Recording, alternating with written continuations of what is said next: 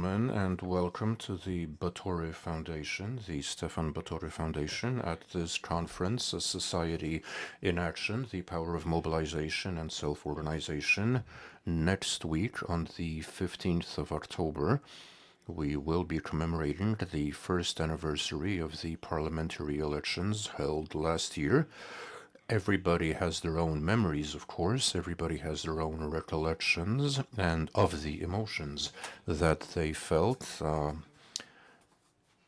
We don't want to dwell on the past. We don't want to analyze what happened. We know that it was a significant moment politically, but we are also convinced that it was an expression of something important in Polish society, that something important had happened not just on the 15th of October, but what happened on October 15th, the unprecedented mobilization and the 10 percentage point higher turnout than in 1989.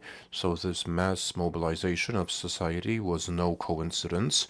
It wasn't merely the product of the emotions that we felt back then, the political energy, but it was also the outcome of transformation in the civic realm in Poland, both over the 8 years during which the previous government was in power, and as a result of other processes and the development of civil society. Therefore, we believe that this evolution, which largely was related to the fact that civic organizations and the citizens generally saw themselves as active actors in the public realm, showing that they can manifest their empowerment by being involved in various ventures, various projects which were responded to crises when NGOs and the people showed that the state will not cope without us during the pandemic or at the beginning of the war. Of the Russian invasion in Ukraine, when millions of refugees had to be taken care of, refugees coming from Ukraine. So without civil participation, the response would have been entirely different. And we're also observing this today during the flood. During the recent floods, we saw how organizations competently organized the relief effort. But this involvement, this commitment in issues which have to do with the rule of law and response to questionable decisions by a central or local government, which again sparked a response.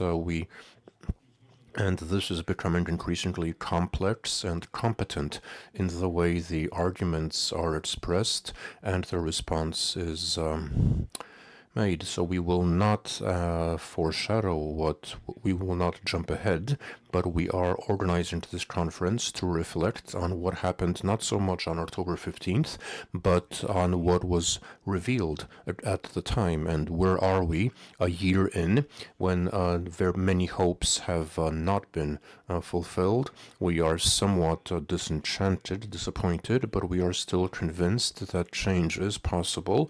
We are convinced that the call, the necessity of being present, being involved in public life is important, and we are not just there to be mobilized during an election campaign, but it needs to be a constant effort. So taking the advantage of the opportunity of the presence of our guests from abroad, we also want to reflect on whether Poland was an exception or whether this is a time that we're witnessing in politics, in Europe at least, where active civil organizations and individuals are involved in essential important matters. We saw recently in France an unprecedented mobilization during the parliamentary elections, where what was at stake was not allowing the extreme right to come to power.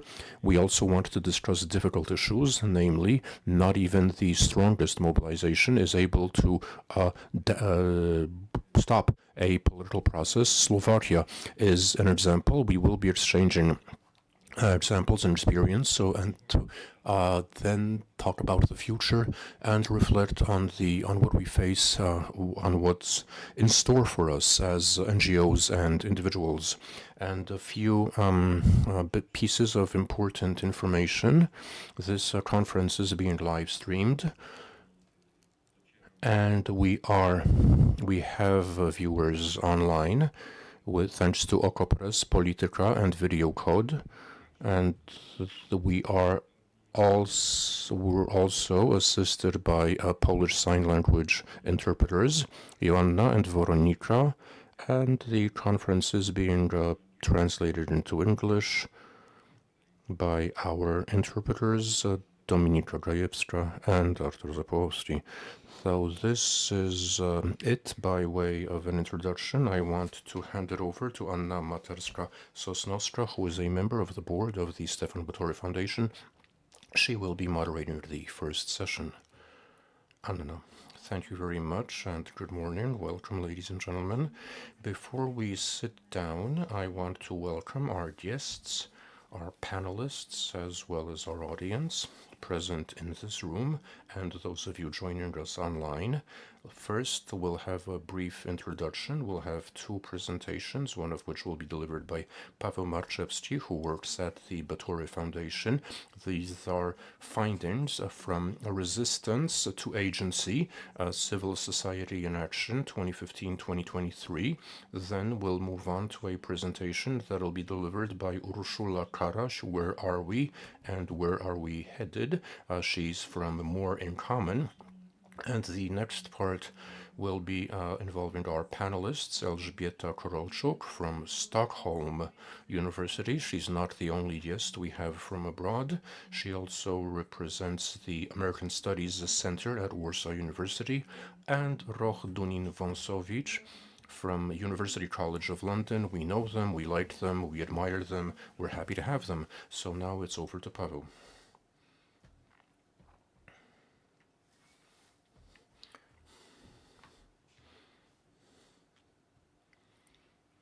Thank you very much. The presentation I will now be covering briefly, I hope, as Anna has said, sums up our efforts to understand what had happened over the 8-9 actually years, if we also factor in this year, what had changed in civil society and in society in general. From the start, we had tried to analyze the developments. So what we'll be showing you is based on in-depth individual interviews with individuals who were involved in civic initiatives over these last 8 years. It will also be based on previous research seminars in 2020, in December, just after the nationwide strikes supporting reproductive rights. We had a seminar on local Poland, and the following year we also looked back on to the effects of those protests, which didn't bring about a change of government or political change. We also did a research involving young activists. This was in 2022. We looked at their experience of street protests, what matters, what issues they were willing to be involved in, and we also did research prior to the parliamentary elections and just afterwards. In my presentation, I will be showing you the findings of our analysis after the election. We wanted to check how the social effort to boost the turnout succeeded. So we'll try and recap, we'll try and summarize what we know, and we also want to invite you to take part in a discussion. Now, these slides, the slides at the beginning of each part are quotes from interviews we conducted. The first thing I wanted to say is that this is an attempt at a chronology to pinpoint the turning points, the tipping points in over the 8 years, which is daunting because all of us remember that time differently. However, this subjective attempt at a chronology is based on our interviews. I focused on those points that our interviewees identified as being pivotal. These were that encouraged them to become active or to reconsider their activity, new forms of mobilization, but also taught them something else, new ways, new modalities of cooperation, and expand the means they had at their disposal, their techniques and strategies. As NGOs, the first is the politicization of the Constitutional Court, which was co-opted by the party. This was in November 2015. After adopting the Act on the Constitutional Court, the Committee for the Defense of Democracy was founded, mass protests. Then we have the Act on staffing the public media, on the personnel policy in the public media, then protest, which was also followed by protests. Then there was the Black Protest of October 2016, after the civil draft of a bill limiting the right to abortion. 100,000 people went out into the streets all over the country. Then we had late October, early November, the clampdown on NGOs in public media, or carried out by public media, and mobilization on the part of organizations and the citizens and individuals who began supporting organizations in new and inventive in new ways. Then, December 2016, there was a civic hearing on the proposed educational reform. This is a response to this was a lack of response to a refusal to take into account the ideas or the consultation process. The months that passed without a social discussion regarding these proposed reforms led to the organization of a civic hearing. Organizations didn't just protest, but they also tried to provide expert dialogue on legislation. So, and it's also significant and telling that this concerned education, because this would be relevant later on. In March 2017, environmental organizations began alarming about illegal felling of the forest, of the Białowieża forest, the primeval forest, which led to protests. And this is also important because it's the first time ever since that professional organizations, ever since the Ruspuda River issue. So environmentalists began working with academics as well as the general public, people who were interested in developments in the forest.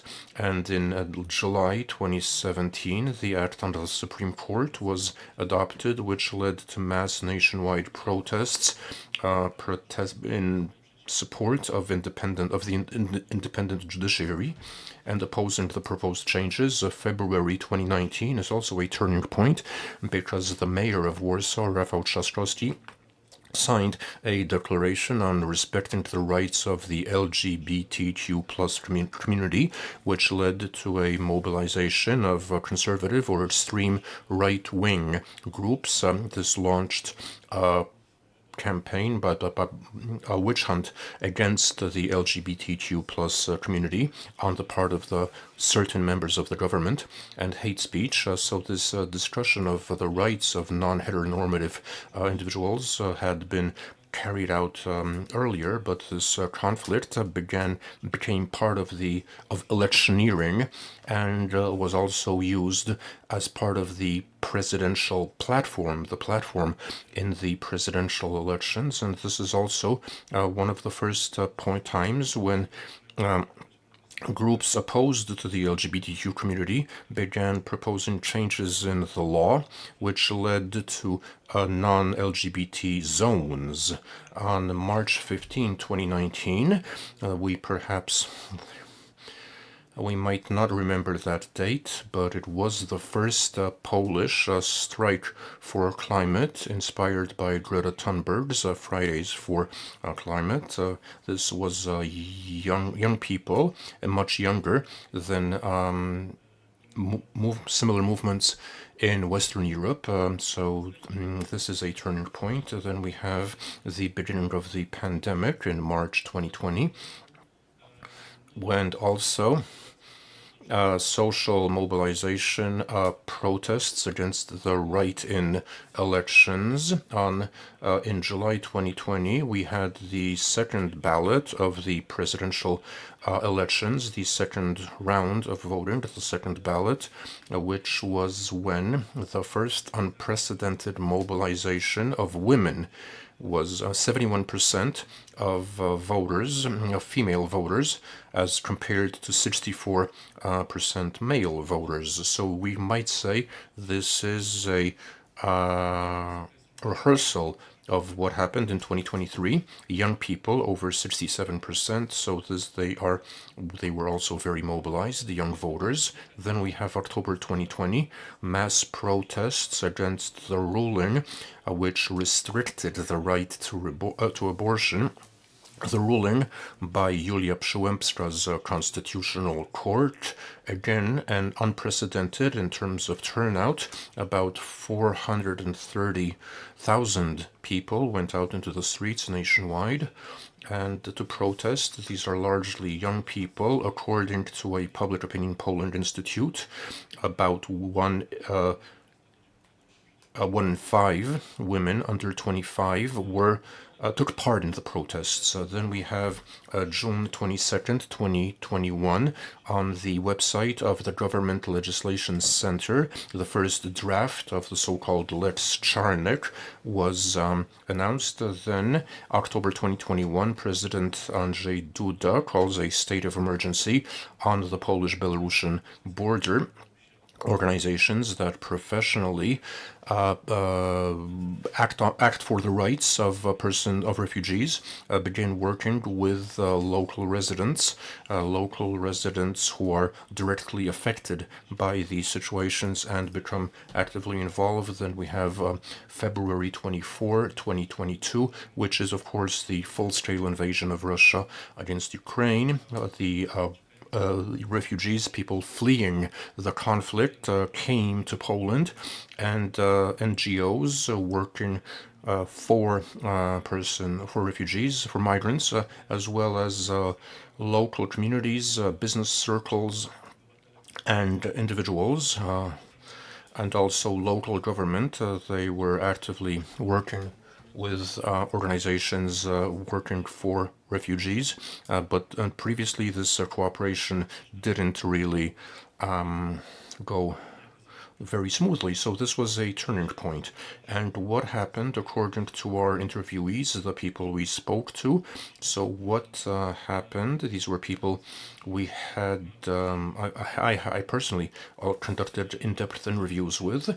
So, and this is a quote, entirely different forms of action arose, and the awareness that we are dealing with matters of that affect all of us, matters that are important, support for rule of law, or organizations specializing in rule of law begin working closely with organizations with LGBTQ plus NGOs. Women's rights are also not just women's organizations, and education also isn't restricted, isn't an expert issue, an issue that is confined to educational professionals, but it becomes more discussed generally. Also, NGOs work with trade unions, labor unions, and employee unions of, for instance, educators, minority rights, the rights of the LGBTQ community, as well as the rights of cultural minorities or the rights of refugees or migrants are also becoming a common cause, and NGO organizations that had previously specialized in other issues begin to be involved. But also, as I said, the state of emergency on the Polish-Belarusian border, which has also brought in organizations that hadn't been active to date. And here, this is a telling example. We see in the personal, individual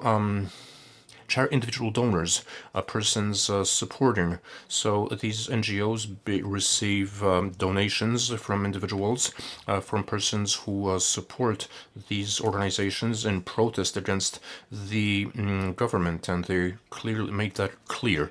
So also the Białowieża forest, but also more broadly, the Białowieża forest is a catalyst, a turning point, however, but also matters of environmental protection also become a unifying subject topic, as well as, and now, of course, the elections. We will be moving on to the elections later on, but these common causes and new types of mobilization lead to a change in the way NGOs operate. They begin working in ways that that 8 years previously had not existed, or which had not existed prior to the election in 2023, as somebody pointed out, and now an attempt to say what these new strategies were like, what they were. Many people said that there was thinking in terms of coordinating and cooperation as opposed to competing for resources. This cooperation, as opposed to competition, is something that came up in many interviews and was also intersectoral action, organization, cross-sectional action. So organizations that specialized in a certain field begin working on issues that they see as being important, and new actors also come in, for instance, businesses. So intersectional, for instance, the crisis of migration following the full-scale invasion of Ukraine. The business became involved, and the pandemic was also a time when businesses began got on board civil initiatives or joined in civil initiatives that were meant to mitigate the epidemic, the outcome, and the formalized organizations began working with informal groups. Previously, there was much less scope for this type of cooperation. Some organizations which had a lot of experience working in a given field felt the need to support new initiatives and bring them on board. Another new thing is that is a consistent and a conscious development of social expertise. So that's why I mentioned the civic hearing regarding the proposed educational reform, because that was a time when a lot of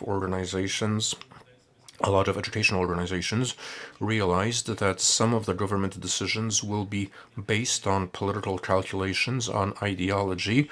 Therefore, expert knowledge and the facts, substantive knowledge has to be referred to. And also internationalization. This is rule of law, but also environmental protection. There is a social effort. There was a social campaign that stopped the deforestation of the felling of the Białowieża forest. NGOs provided arguments to the European Commission, which ultimately brought about or stopped the felling, and also protection of or support for the LGBTQ plus community, and halting subsidies and support to those municipalities which had introduced these LGBT-free zones.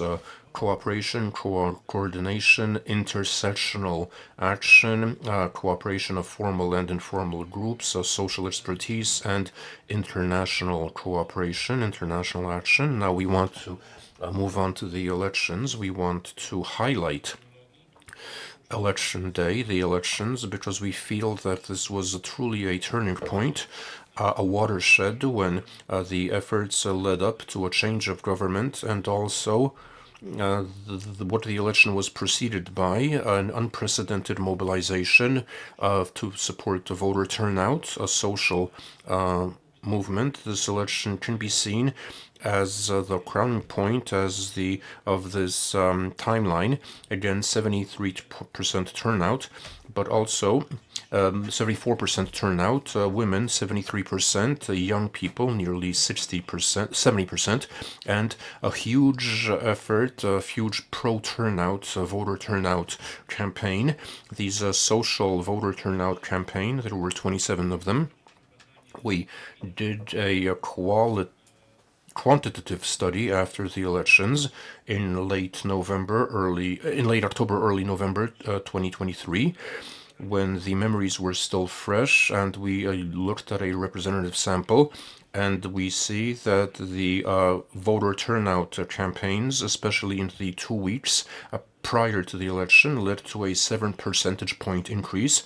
And we know that those who voted, that of those who voted, 2/3 said that the voter turnout campaigns affected their choices. What happened? There's a new coalition in power. There's a new, and the high turnout during the elections.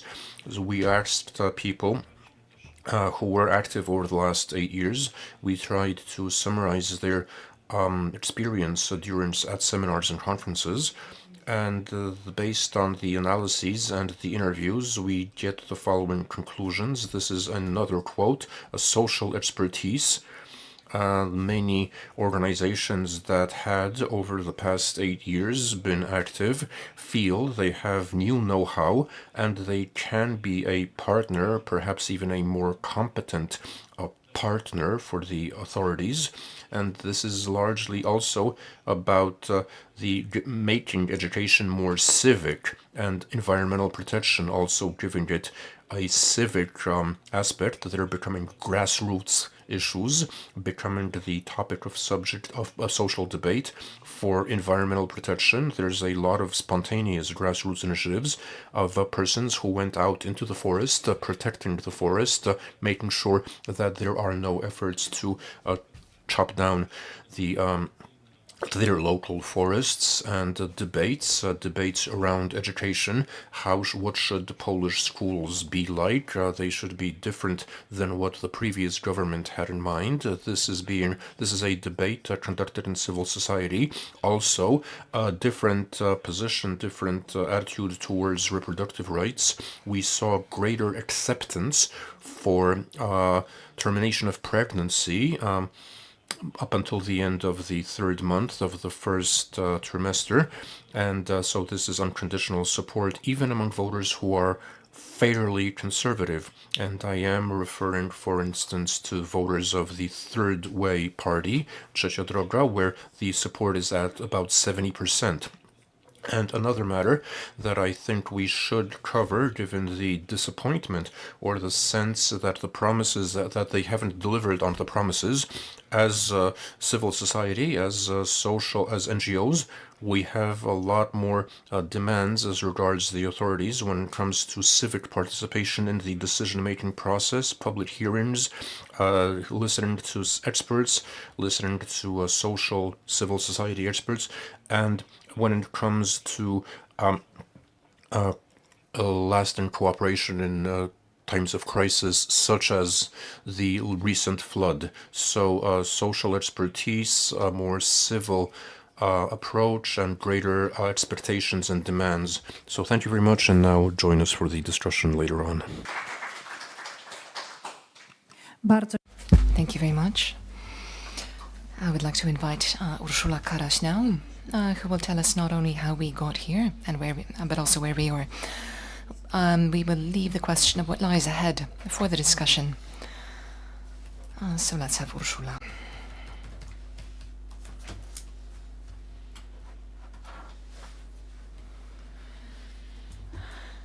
As I wait for the first slide, I will cover a shorter perspective, a shorter time frame, and I will try to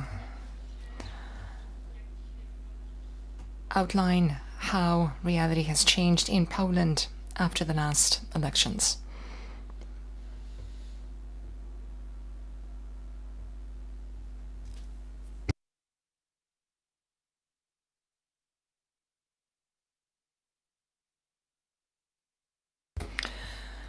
My name is Urszula Karaś. I'm a social psychologist and a researcher with More in Common Poland.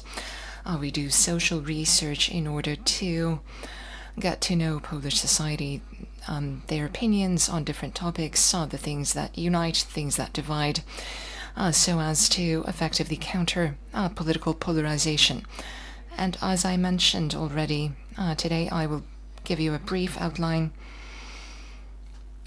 of what the divisions in Poland are like. I will talk about different forms of individual and collective engagement on the part of Poles in recent times, and I will say a few words about what the situation is like today and what the prospects for the future are. So when we reflect on how things are, we often ask Poles what direction they believe things are going in our country. So as you can see, right after the elections, the percentage of people thinking that things are going the wrong way dropped significantly, whereas the percentage of those thinking that things are going right or on the right track grew. Now we see that trend becoming reversed, which points to some disappointment 1 year into the current government. So when we talk about where Poland is going, we automatically think of divisions. So regardless of when we asked Polish men and women whether Poland was united or divided, the vast majority pointed to divisions, and these divisions are quite strong and stable over time. As you can see, throughout the whole period that the coalition has been in power, this has remained at a constant level. We see that polarization was strongest in June. Unfortunately, we don't have results from last October, but we see divisions growing around the campaigning period, then dropping and then rising again. In September 24, it was 82%. We believe that this perception of divisions will grow. So divisions is something that everybody agrees on. Those voting for all parties in Polish parliament are of the opinion that Poland is very much divided. Those who cast an invalid vote do not feel represented by the parties, and those people believe that the divisions are even stronger, whereas those who do not vote do not experience the divisions to such a great extent. However, it doesn't mean that they believe that Poland is more united. So as you can see, a percentage of people who believe that Poland is united is only 3%, and it's the same across all groups. Speaking of divisions, it's very important to focus on who is the cause of them. Polish men and women identify the political elites, politicians and parties as those responsible for the divisions. The society is actually quite mature and ready to cooperate, open to cooperation. So the differences they encounter in their daily lives, whether between entrepreneurs and staff, the rich and the poor, even if they are significant, they are not decisive. They do not make the relations and cooperation so harsh. So we could say that the society is quite wise, of age, mature, open to cooperation, but it's political parties and politicians that drive divisions, and they drive them to such an extent that it seems that the polarization has really seeped in very deep, because 1 year after the elections, even a bit longer, we can say that things have not gotten better when it comes to opportunities for cooperation. 40% people declare that the divisions between Poles are too big for cooperation to be possible.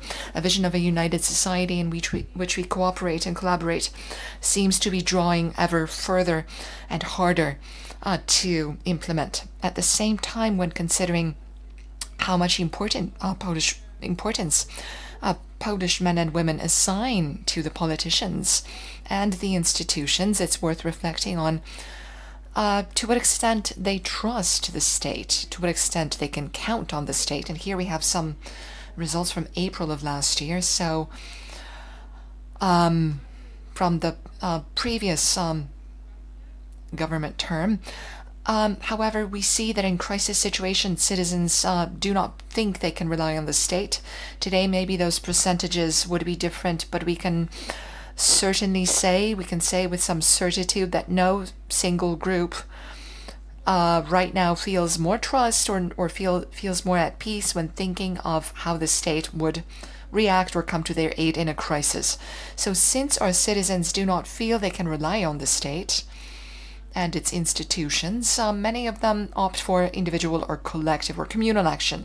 So in April 23, we asked Poles as to how they had been involved over the past 12 months. And as you can see, the vast majority was not involved at all. But one thing worth noting is that political topics have become daily fare for most Poles. 40% declare that they talk to their friends and loved ones about political topics. They feel these topics are relevant to them and do not leave them indifferent. What's important from the standpoint of NGOs is the 15% who declare that over the past 12 months they had transferred money, their own money, to NGOs. This shows that they had taken note of the activity of NGOs in the public arena. They believe that what NGOs are doing is important, and they want to support these activities. They do not want these NGOs to disappear from the public arena, and they want to go as far as to devote their own money to support them. But going back to April 23 and now jumping to where we are now, thinking of the past year of rule by the new coalition, we decided to ask those surveyed about public debates. Over 70% believe that the quality of public debates has not improved. The tone has not improved. They see no qualitative change in how politics are done in Parliament. As for how they are concerned about politics, we see that the percentage of those who are now less concerned is still not very high. And that applies to all the parties that are part of the ruling coalition. Of course, the Law and Justice results reflect the political polarization. It also tells us of the disappointment, the disparagement, and lack of the irritation. Our research also shows, however, that quality of life is rising in Poland. People are more satisfied with their private reality, so their concern about politics has waned. But concern about politics is still high. The percentage of people who did not agree with the statement that they are less concerned about politics is really high, and that might be due to the sense of disappointment or the irritation with how the coalition has handled politics since October 15th. The dark dots on the slide mark the aims and how they are ranked by Poles. Light dots denote satisfaction with how these aims have been achieved. So number 1 is improving Poland's security, 2, improving social services, 3, energy security, and 4, controlling migration. 5, improving the condition of sexual minorities. 6, improving the right to terminate pregnancy. The ranking of those priorities reflects many social attitudes, but I'd like to focus on their implementation, both in the areas ranked more important by Poles and those ranked less important. The government did not get good marks on a scale of 1 to 10, where 1 was very bad and 10 was excellent.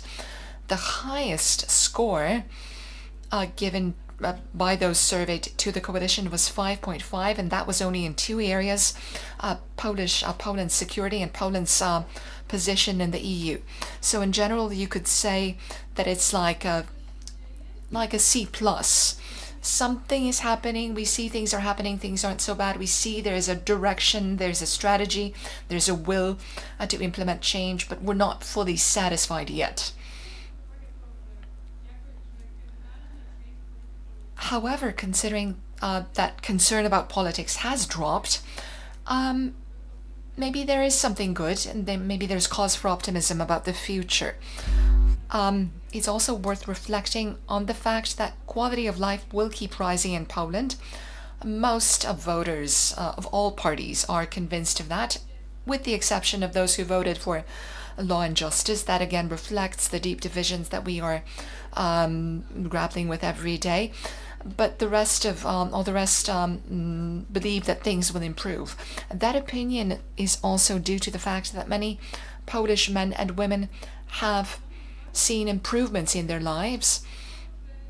What's interesting to us is that groups that declare the highest rise in their quality of life are also the groups that are least concerned about politics. They live sort of outside the political discourse, the so-called normal people who live somewhere on the sidelines. They just live their lives.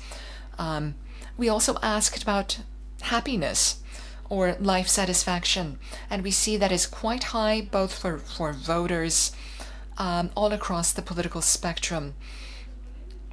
So life satisfaction, actually it runs counter to the Polish tendency to complain. So at least 70% of those surveyed stated that they are happy with their lives.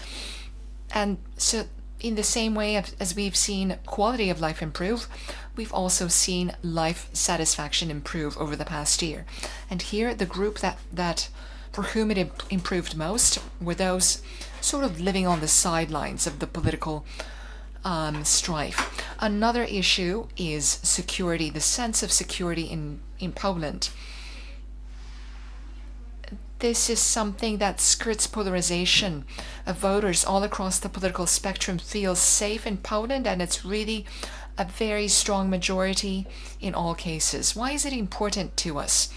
Well, because security is a basic trait of an ideal Poland, the Poland that Polish men and women would like to see in 10 years. Aside from security, we have democracy, a society, rule of law, and strength.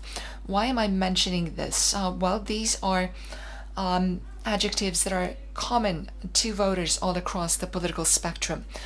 In fact, the vision of the ideal Poland in the next 10 years doesn't really differ, even if we're voting for different parties.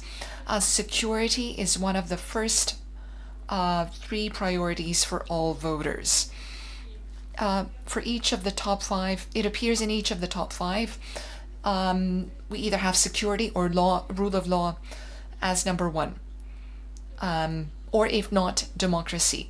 The values on which Poles would like to build their ideal state are shared, and they are equally important to everybody, which for us, working for NGOs, that is really cause for hope, and it really motivates us to work further to shift, to move our society towards a better future. Thank you very much. Thank you so much. Please do not leave the stage. Stay with us. I'd like to invite Dr. Elżbieta and our other speakers for part two.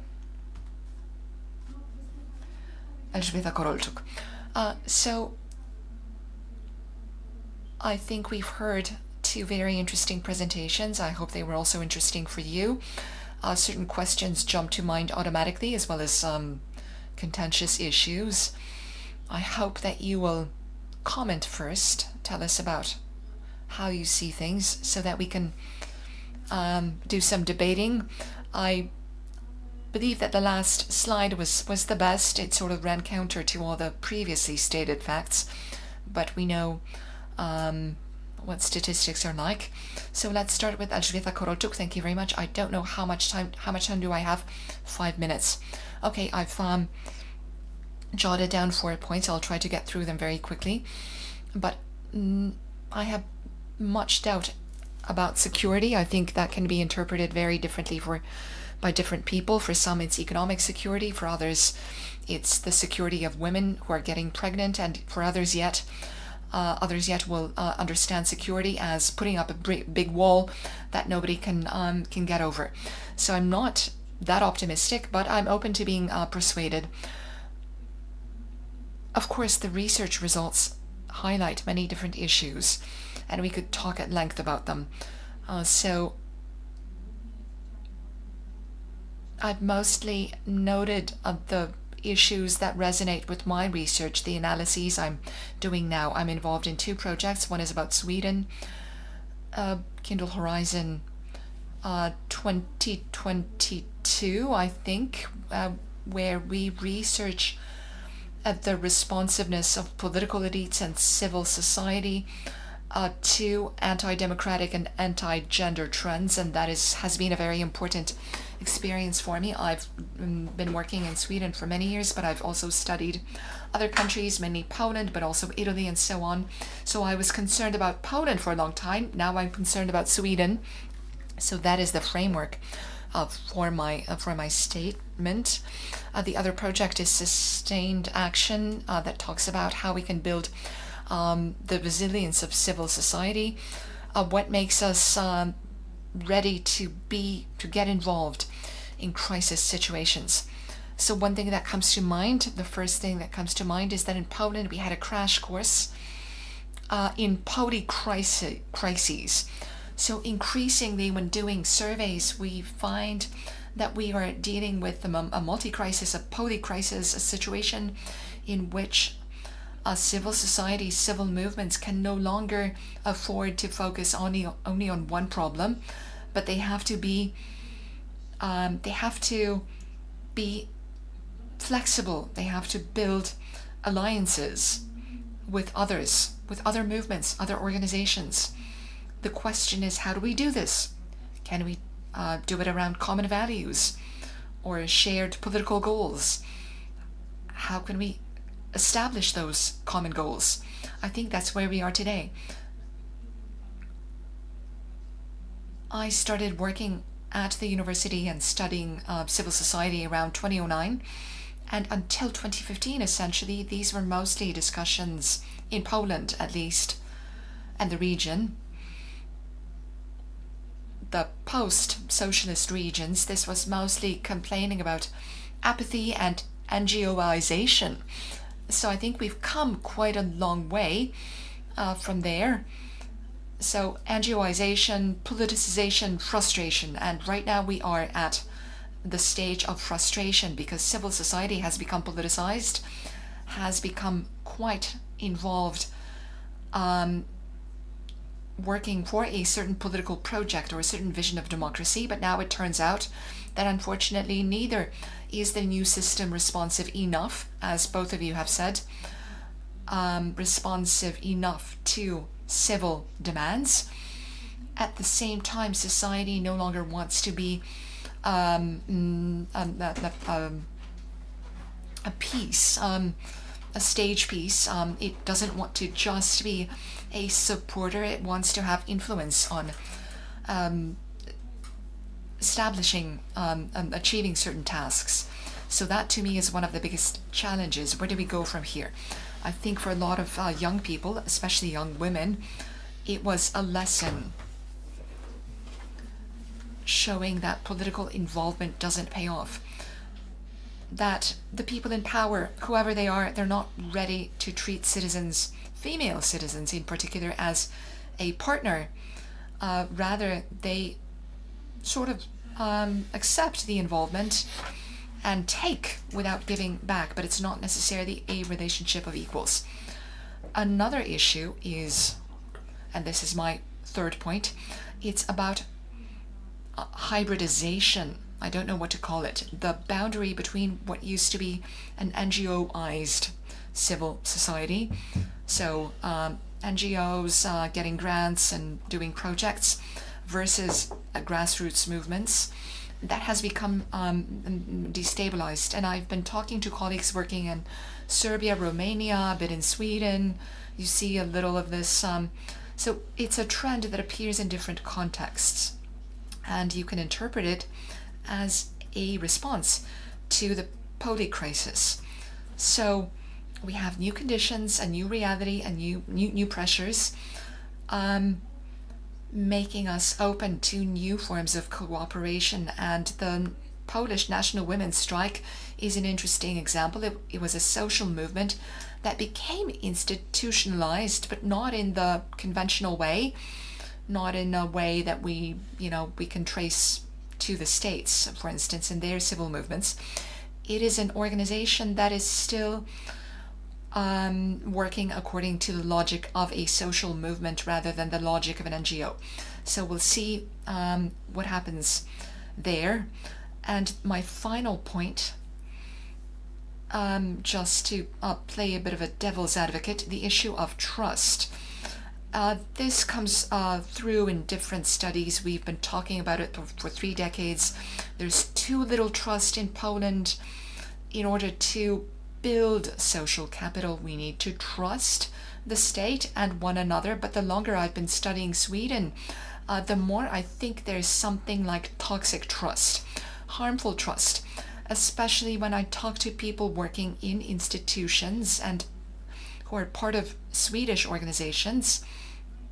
I don't know if you're familiar with the situation in Sweden. There has been a right-wing coalition in power for the last 2 years. They're supported by the Swedish Democrats, an extreme party with Nazi roots. And there's the Tidöavtal agreement, which contains a lot of anti-democratic provisions, anti-immigrant, and substantive changes about financing to NGOs, cutting funding for NGOs that are considered or recognized as unloyal to the state. The tax system has been changed, especially inheritance, in order to cut funds for NGOs to make them more dependent on government. When I talk to people, they are really like babes in the woods. And they tell me, but the state that's us. We trust the state. It's an institution that is an emanation of society. So this oppositional stance, which is natural to us in Poland for different historical reasons, is so foreign to most Swedes, to most of Swedish society. Just thinking of protesting, of going out in the streets, of saying no, these are unthinkables for most Swedes. So what I would like to propose is that we think that trust can be toxic in some instances, and a certain level of distrust can be a very good civic attitude that mobilizes us. Okay, thank you very much. And I would also add another thing, namely that when listening to what you've been saying, especially what the women have been saying, I think we should have a common vocabulary. We should have the same understanding of certain concepts, because some things are so dynamic, so alive, so active, that we often, in our fields, use very narrow definitions. Dr. Roch Dunin-Wąsowicz from London, a critic and opinion maker.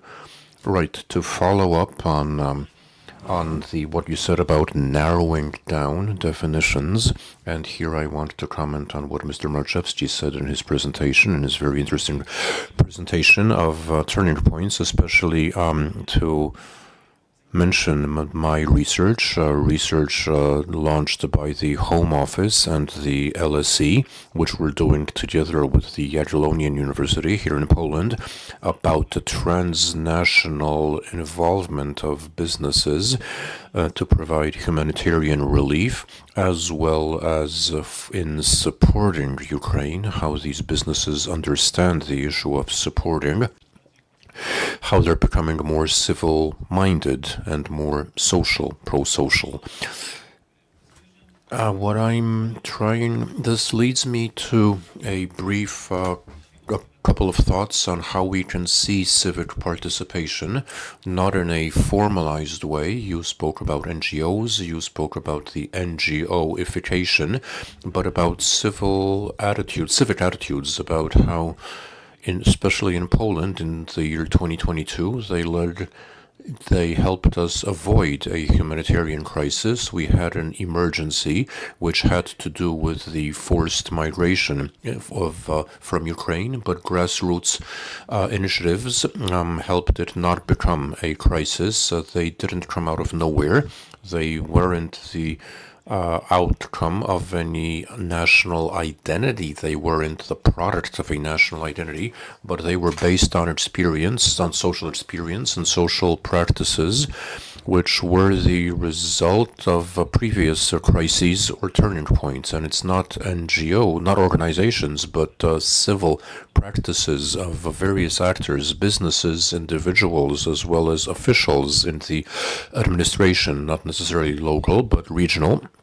So they were more civic-minded than we would have expected. They were better than the traditional top-down approach by the Polish state, which was waiting, as well as by international humanitarian organizations who had no idea, and I won't give you the name of the organization, who had no idea that Poland had a Ukrainian community before 2022. So this was a large NGO that didn't know this. So this civil-minded thinking and this approach is also important because we're also witnessing it at the micro level, where we not just organizations that are civil in name, but find this civic-mindedness, but it's becoming ephemeral because anybody can be civic-minded. And so how do we narrow it down? What cognitive tools do we find? I am a sociologist, and how so as not to think only in terms of a spontaneous response, not only of a mass movement, that we like to talk about in terms of Polish history. So we're thinking of civic ecosystems. Civic ecosystems, which are self-organizing, of flexible groups of social actors that respond to crises. These aren't predefined actors who are civic in name by definition, but to respond to a crisis, there are informal complementary ecosystems that spring up, and it's like you said, they're united around a common cause or common values. It doesn't necessarily have to be a cause, because women's movements and LGBTQ movements in Poland don't have a common cause, but they do have common values. And as you've mentioned, the trajectory in turning points, there was something that affected the LGBTQ plus community. There's the arrest of protesters and the roundup in August 2022. It was kind of insignificant when compared to other turning points, but it did galvanize the community because this was the first time that people had been arrested for protesting in Poland, for taking part in that kind of protest. So getting back to civic ecosystems, this is something we witnessed in 2022. These weren't NGOs exclusively. Of course, some of them NGOs who were working with refugees prior to 22 also were active in the relief effort, but these were activists, these were self-organizing anarchists working with the business community also, and with public institutions. And these weren't organizations. There were no strategies. It was complementary. It was grassroots. And in terms of my In the context of the research we're doing in Poland and Ukraine, the role of business is something I find interesting. This unexpected civic attitude when businesses, companies joined in the relief effort, supporting humanitarian activity, humanitarian relief, and making it better. This humanitarian response was more targeted. Business know-how was an added value, and businesses also began learning from activists, from civil society, how to be more civic-minded, how to be more active. And again, the research we're doing in Poland, and as of last month we were in Kiev and in Volhynia. We're seeing signs that this is still being continued, that you can't go, there's no going back to business as it was before 2022, and this awareness of social needs continues to exist in the business community. And the question is, the theoretical question is, can business people become more civic-minded, and whether this will continue in the long term. So to summarize, these civic ecosystems are a good way of analyzing reality, of analyzing the effectiveness of civic response, and this replication of ecosystems, of civic ecosystems, and their re-emergence in an organic way in response to new emergencies and new crises. Thank you very much. I think I'd like to leave business for another panel or for another time, because everything you've said without these wouldn't be possible without these civic ecosystems. At the beginning, you have the citizen, especially the individual, especially in the early days. In February, this was really visible. Business only stepped in later on. So, Paweł, is there anything you'd like to add? Would you like to comment? There were some questions addressed to you, but I would like to get back to the polarization, because the polarization in these slides seemed largely significant. But again, if you have a thesis, you will find justifications for it or grounds for it everywhere. I don't think the polarization is that bad, and the statistics we see were depending on party affiliation and party affinity. So that's not necessarily polarization. That's true. On an everyday basis, people aren't that divided, polarized. They're willing to cooperate, to act together, despite all their differences. It's the political elites that fuel these divisions, and seeing Poland as being united or divided, it's not something that exists locally, but it's more of a political phenomenon. And political elites should try to involve all parties, and to harmoniously build a future. And in conjunction, and to comment on what the doctor said in her earlier remarks, I agree that our understanding of security and rule of law will differ between in the various groups. But when we want to find allies, and if we want to bring about change, finding people willing to be involved, we do need to respond to the very fundamental needs. For instance, the need of security will be manifest in various dimensions and in different ways, but seeing where security is placed in the visions of a ideal Poland, this can't be ignored. If we're talking about military security, maybe energy security, or health security, or the security of reproductive rights. This has to be addressed, and we need to get these people on our side. And I'm sure all of us want to resonate with as many people as we can to get them involved. So looking for commonalities is relevant, because if we're developing our narrative, our ideas, our view of the future, we need to think of what is common, of what we have in common, and look at the differences and try to address them. Thank you very much. Pavel, would you like to comment on what Dr. Roch said? It's right that this moment's pause should be a red letter date in the calendar because populists are, all the arrest should be a red letter date because politicians are also exploiting this. I want to comment on two things briefly.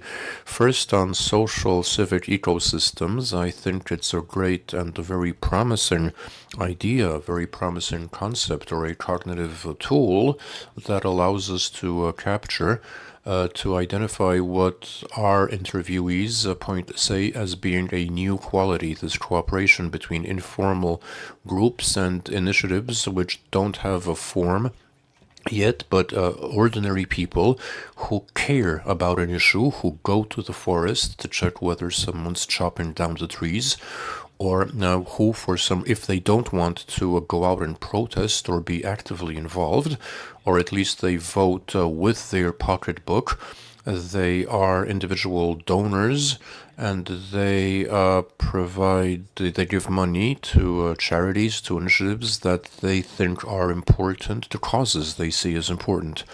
And I've mentioned this during my presentation. This is also a form of a protest on their part. So this diverse and densely woven network lattice of interdependence is complex, so we can try and define it, but it's difficult to do the numbers to calculate. So we have to rely on official information about the number of associations, number of foundations. We can more or less calculate the turnout at a street protest. The police also has a bias. They also or different means, different ways of counting participation in protests, but we can't we need to look at all of them together, and I think it's also very promising. It's something we've only begun to do when we're trying to get an overview of the recent period in Poland, so I'm very enthusiastic about these new methodologies, new tools.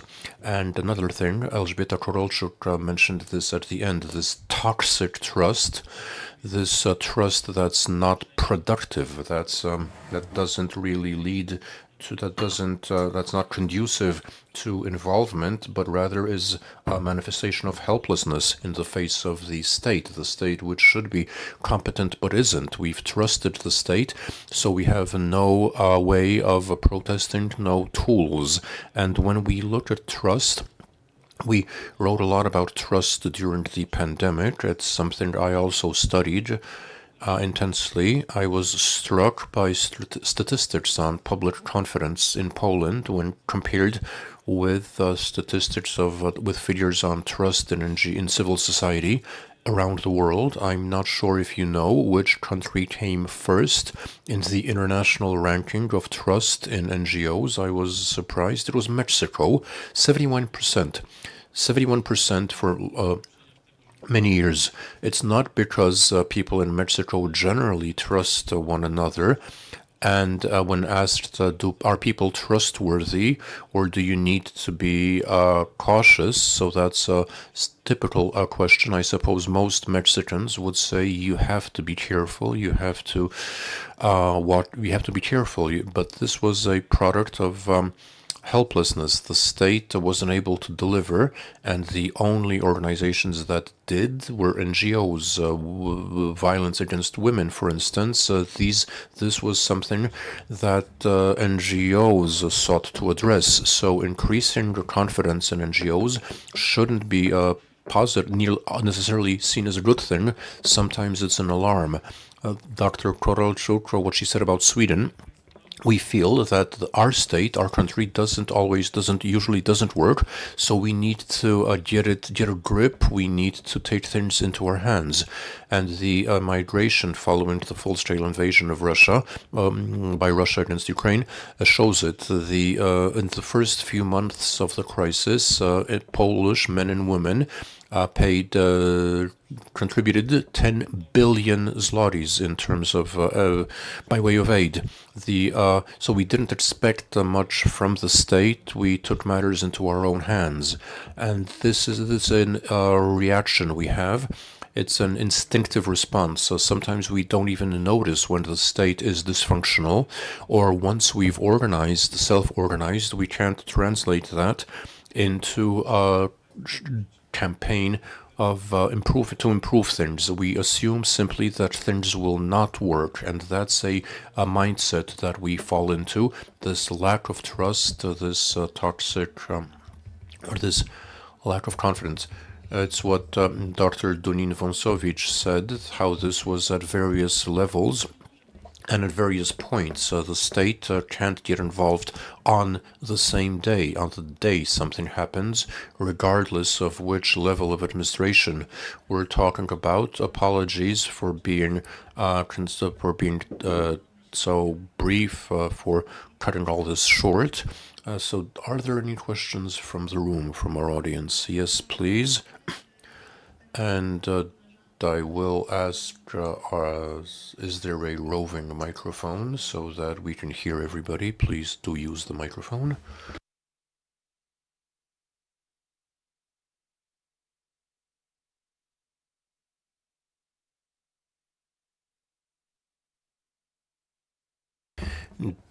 And please be brief and pithy. Okay, I'll be brief. I'll start with, I have this impression, and my question is, do you have studies that would corroborate that? I feel it's like what Ms. Korolchuk said, that this blind trust in the state among Swedes is something we see, or in Poland we see this blind trust in NGOs. Recently I saw organizations signing a petition for a revision of the Act on Animal Protection. It's not rational, it's not logical, it's against veterinary science. It's really, so they're referring to sociology rather than veterinary science, so it's not really founded.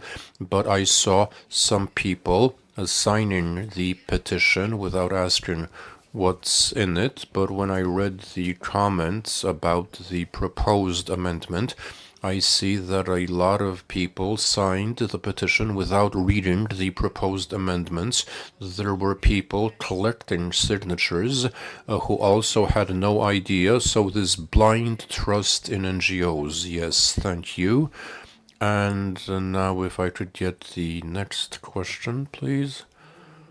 Marek Dąbrowski, I have a slightly perverse methodological problem to Urszula Karaś. In your presentation, in nearly every sentence, you used the words Polish men and women.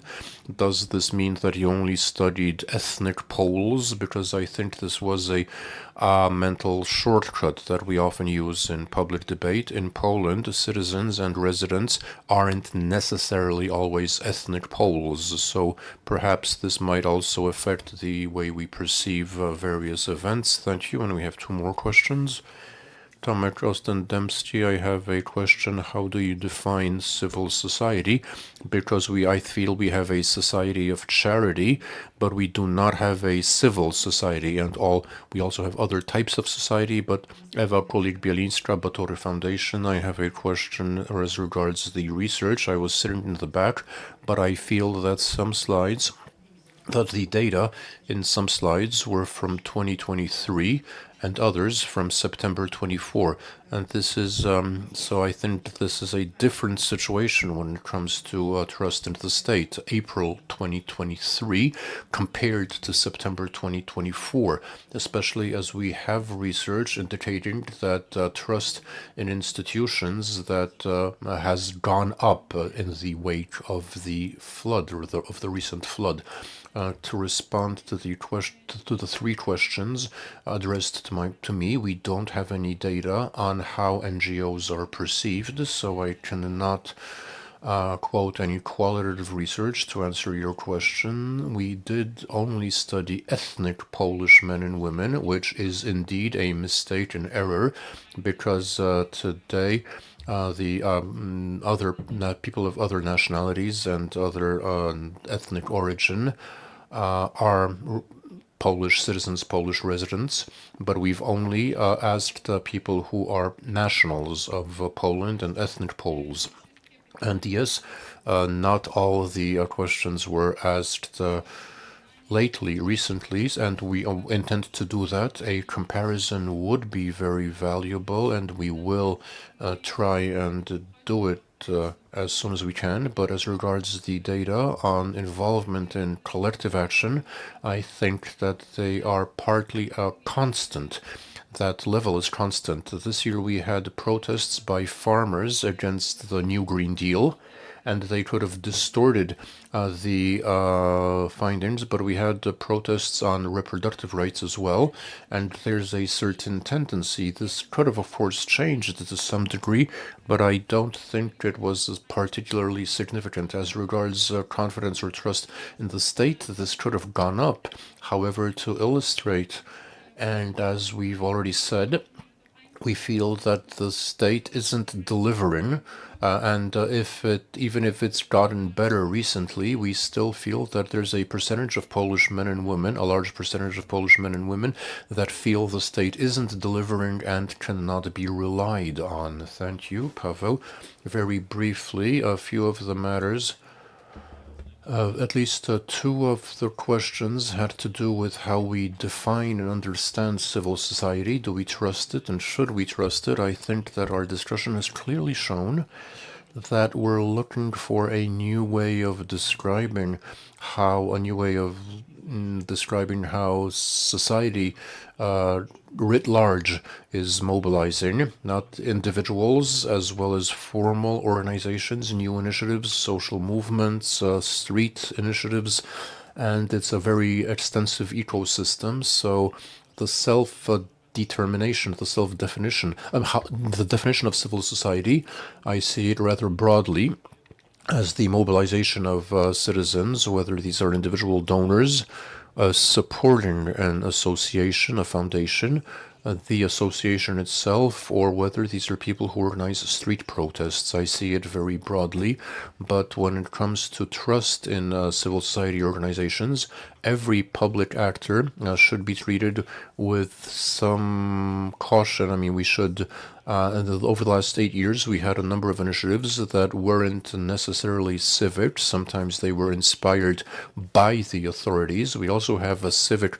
initiatives that represent an interest group, an ulterior motive. Sometimes there's an ideologically motivated group, and this ideological motivation isn't necessarily democratic, in line with democratic principles, and that's the price we pay for democracy. With the emergence, the existence of civil organizations, whatever their cause, that don't necessarily stick to the facts, or that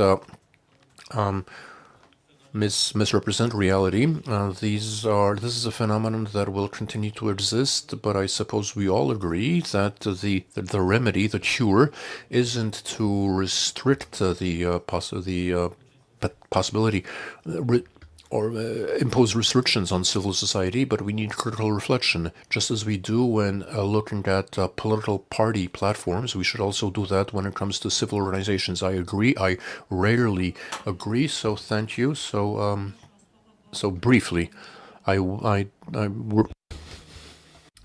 So very, very briefly, if we are to define civil society in traditional Anglo-Saxon sociology, we are talking about the space in between the family, the state, and the economic sphere, and this distinction is no longer relevant today. We know that manifestations of civic activity that we identify in society, as shown in the report, they span all of those areas. And so we're looking at civic activity, we see what results this brings at the turning points, and then we focus on ecosystems. We can also think of it in various other ways. But returning to the issue of trust, in the ecosystems that arose in 2022, the response to the humanitarian crisis, these were largely based on personal networks, but also on trust that arose in the moment. So the money passed from hands to hands with no supervision across the border both ways, and it's still happening when it comes to support to develop Ukraine's economy, to support the Ukrainian army. So this trust can have different dimensions. There was more trust to the grassroots self-organizing ecosystems, people working in a civic way, more so than to NGOs, especially the big humanitarian ones that have different types of experience and different legacies. I wanted to mention, to touch on polarization, but I guess there's no time. No, there isn't. Just one sentence. I think that it's a challenge for us, moving away from thinking of civic society as a collection of organizations and individuals towards looking at practices, action, and processes. So I think we should ask where we are and where we can go with our analyses in order to capture what is happening and what we see happening, although we cannot define it strictly yet. Thank you very much. We actually have 4 minutes for a break, so maybe just grab a quick coffee and let's not take too much time. Thank you very much.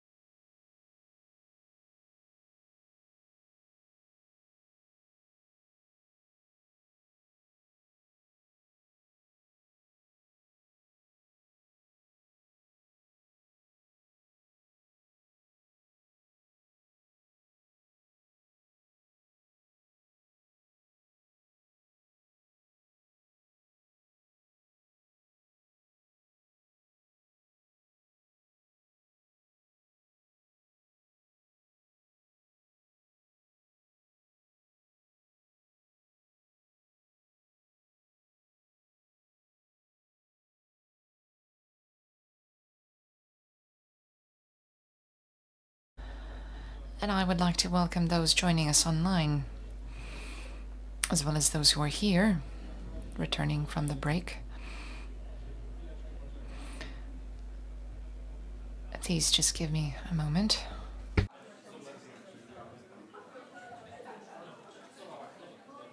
Czy mogę... O właśnie, dziękuję za zamknięcie drzwi. If you could close the door, please. Thank you. So we have started, and I would therefore ask for some assistance, for some help, so that we can truly start and allow our panelists to join. We will invite you to partake in the discussion in the later part of the conversation. We will have Sarah Milieu. Also with us is Jakub Karyś from the Committee for Defending Democracy, Rastko Kuzel from Slovakia,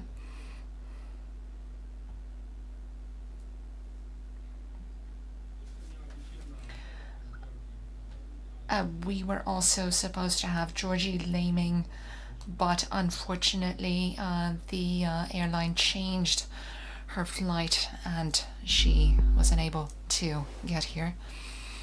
So we will talk in a smaller circle, and that will also give us time for a discussion with you, our audience. So let me introduce our guests, starting with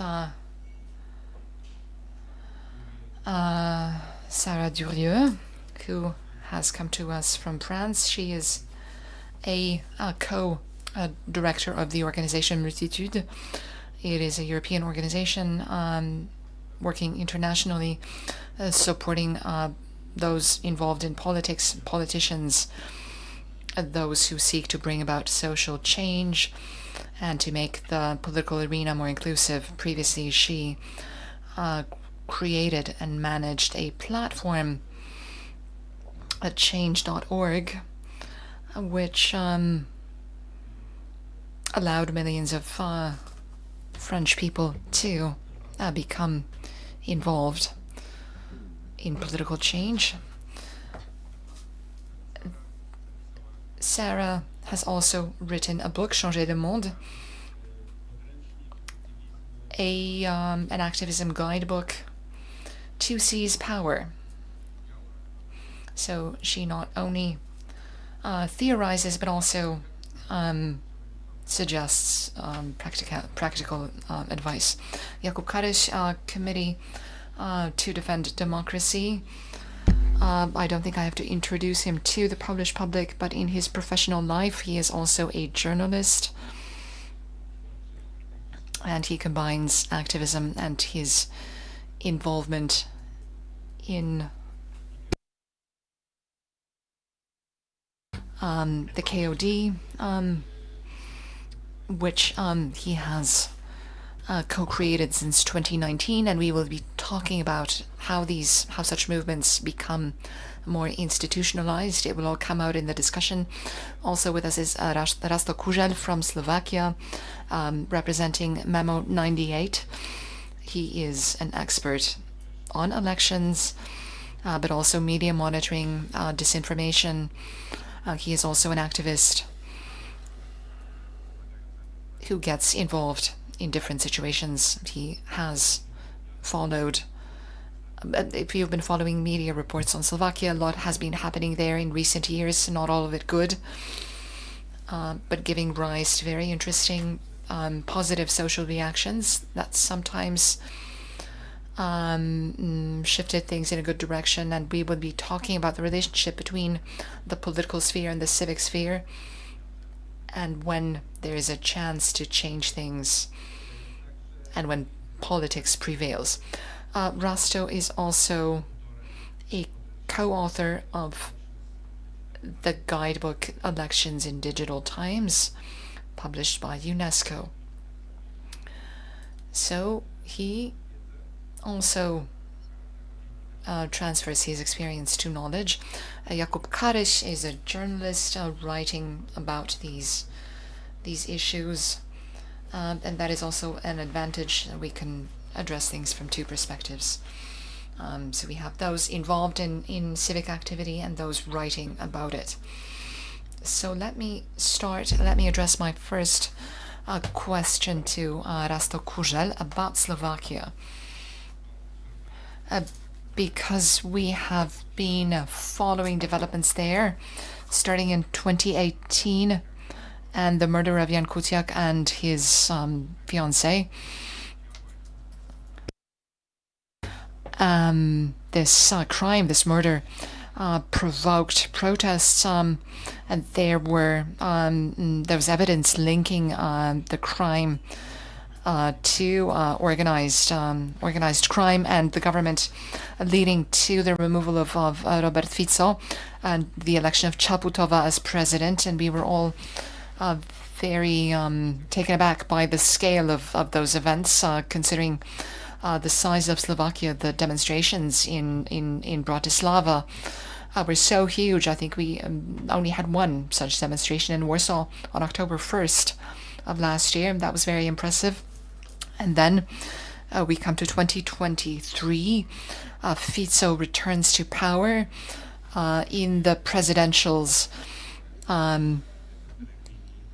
Mr. Pellegrini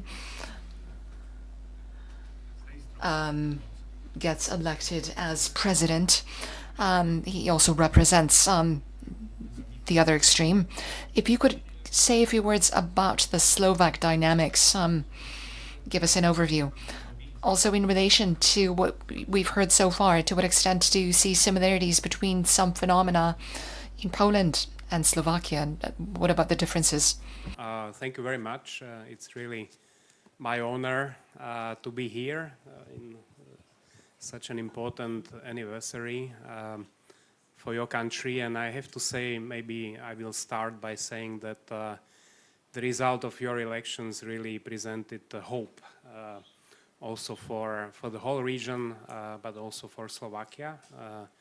We had the elections at a very similar time, but in our case, the 2023 elections brought exactly the populists to power. So therefore, we have really tried to look a lot at your example, because I think in those elections that there is the anniversary, the one-year anniversary. We also learned that it's possible to win for democratic forces even in unfair elections, and I think this was important message. To answer your questions, I think what is the same sort of ground in all four cases, talking of UK, France, Poland, it's the role of crisis which serves as the catalyst, for civic mobilization. As you pointed out, in 2018 in Slovakia, this crisis was an unprecedented murder of a young journalist and his fiancée, which really sent shockwaves to society, and I think it really created that emotion for the consequent political events such as elections that contributed to the victory of Zuzana Čaputová, who was the first female president and, in my opinion, the best president that the country had. It sort of brought the result in 2020 elections, where the democratic forces actually had a constitutional majority, and it also had impact on local elections. The situation before 2023, however, was different because of the pandemic, because of the mishandling of the pandemic by the previous government of Mr. Matović, that in a way helped these current forces or current. I mean, it's the fourth time that Prime Minister Fico is heading the country. It paved the way for his return. I mean, we can talk about that. I watched very carefully the presentation of those polls, the surveys, and I felt like, okay, this is not about Poland, this is about Slovakia, because we face the very similar problems. The lack of trust, trust vis-a-vis institutions is probably even bigger in Slovakia. And we faced this situation before 2023. Now, again, we will probably speak a little bit later about the concrete results, but let me just tell you that the mobilization campaigns of the first and second time voters, which happened prior to these elections, in a way resulted in a very similar outcome. So in your case, it was 69 point something 5% of first and second time voters that came to vote. It was unprecedented number of women.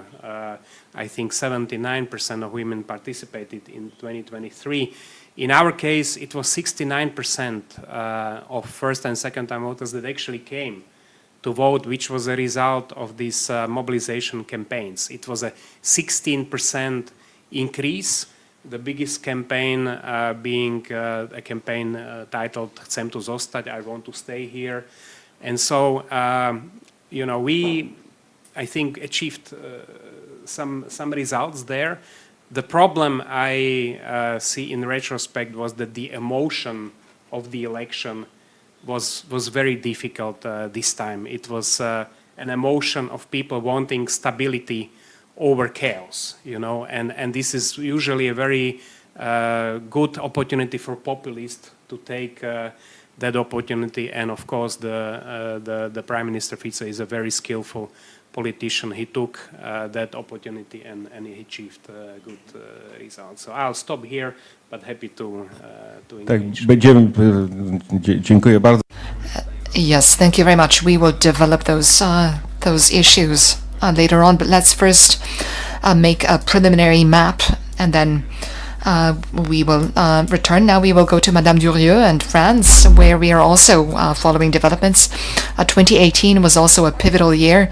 The Gilets jaunes, an unprecedented social movement, very interesting, completely novel, and we could see that the political parties didn't really know what to do with it. Many wanted to sort of join in or take advantage of it, but they didn't succeed. The logic was of a lack of trust in politicians and in the media as well, interestingly.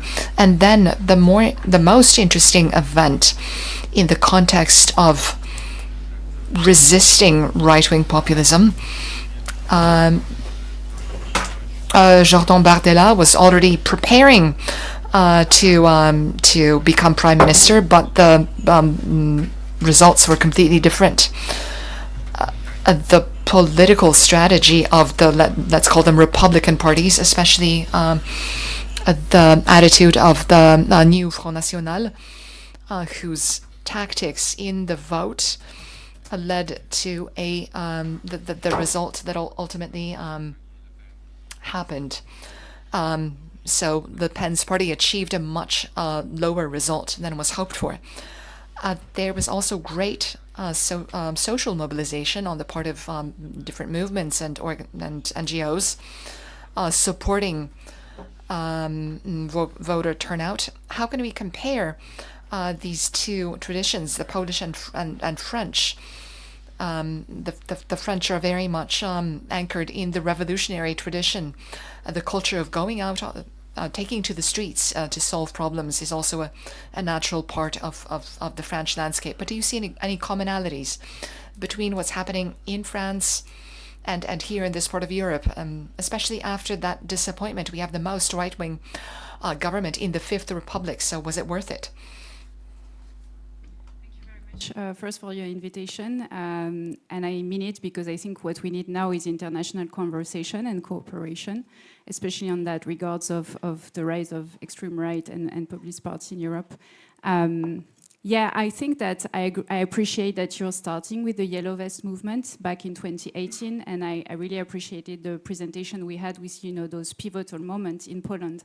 And I think that's exactly what happened also in France. You cannot, you know, say that the result of the last election is just the result of what I just want to recall is a 5 weeks campaign. And I think maybe it's important to go back to that, to like basically the politicization, what I call the politicization of the social movement in the past, I would say 7 years, especially starting, you know, with different movements, but with 2018 being a very pivotal moment. I think that just to talk about really what happened and Jordan Bardela's plan of becoming prime minister, I think what we've seen in many countries is how there is an approach of this, you know, extreme right party to show as the stabilizer and as, you know, progressive, or I would say as democratic forces, we've often been the ones who react to injustice, who react in a way that seemed to be destabilizing for what's happening. So yes, this strategy was a good one, and I think that the victory we had in the last election is just saving the day, because in the polls you can still see that there's a rising force of the extreme right. So just for context, I think it's important to remind that in France, we don't have a tradition of snap elections. So we know when we will vote for the next 10 years or even more. And so we are used to be prepared very slowly to the election moments. And so after the European election, what happened is that Emmanuel Macron is losing very largely the election. He's arrived third, I think, if I'm not mistaken. And so he has the necessity to show that he's doing something. And what he decides to do is to call this snap election, this parliament election, and no one is ready for it. And I just want to make this clear, like no one. Political parties are exhausted after a European campaign that's been really devastating. Civil society is exhausted after years of demonstration. And you talk about the Yellow Vest. I want to talk also about the pension reform law that has driven like massive protest and demonstration for many months, but also, you know, we had security laws that were voted that were extremely that generated a lot of. So everyone is very tired, and so calling for this election in 3 weeks really drove this urgency and this crisis that you were talking about. So I think the result of this election is being able to seize that opportunity, seize that urgency, but it's also, to compare to what's been said in a previous presentation, is the results of year-long coordination and coalition building between civil society forces. And this coalition, if I just want to give a few examples, is, for example, the climate movement that became very aware of the question of social justice in the movement. How do you build bridges with social justice organizations? We have, for example, climate activists that started to work with union in the fuel industry or in the gas industry. You have feminist movement who understood also the importance of connecting with the anti-racist movement in France and started building bridges about the question of anti-discrimination work that both address sexual discrimination, but also racial discrimination. It's also the results, I would say, of the fact that we have a union movement that has started to do again what it's supposed to do, which is politics, like talking about issues, talking about, you know, driving the mobilization around issues that people care about. So all this mobilization, all this connection were created in a way that allowed for the moment, the spark moment, to be effective. And what was said earlier, I think there's a difference between the NGO, institutionalized social movement in France, and the grassroots movement. And what we've seen in this election is that for the first time, because of the urgency and the ability of this grassroots movement to move fast, they were the one driving the mobilization. And it was mainly, I want to introduce this and maybe we can talk later, this was mainly due to the capacity of digital organizing. And I'm not only talking about posting stuff on Instagram, I'm talking about using digital tools to coordinate a very decentralized civil mobilization that supported political parties to achieve what they want to achieve. So in some way, like the similarities I see is like the role of coalition building, the fact that we have this urgency that drive people to action. And finally, I would say like the fact that we have been campaigning for what we are, not only what we fight against. And this is the most important thing. I think this happened in Poland with the movement of women. I think what we are for is the ability to, you know, be free of how we're going to use our body, but also like what we are for. We talked about forests. You know, we are for being in a place where we can live healthy. We are in for hospital and healthcare. We are in for the right and the ability of everyone to have a dignified life. And so this movement, I think for me, coming from civil society, has allowed to politicize our lives, but also to make political leaders centering a little bit more the life experience of people in their discourse. And that's really what triggered the victory. Then we can talk about you know, this new government we have and the work we still have to do. Dziękuję. Okay, thank you very much. And now it's time for Jakub Karyś and the Committee for the Defense of Democracy. Yeah, if you were to give us your perspective as an organization that was born out of protest in the early days of, in 2015, against the United Right, the Law and Justice Party, and became the strongest institution of civil society, if in terms of card-carrying members and people who pay dues.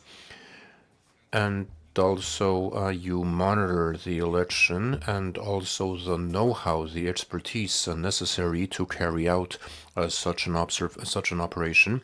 This shows that the last 8 years were, yeah, what were they exactly?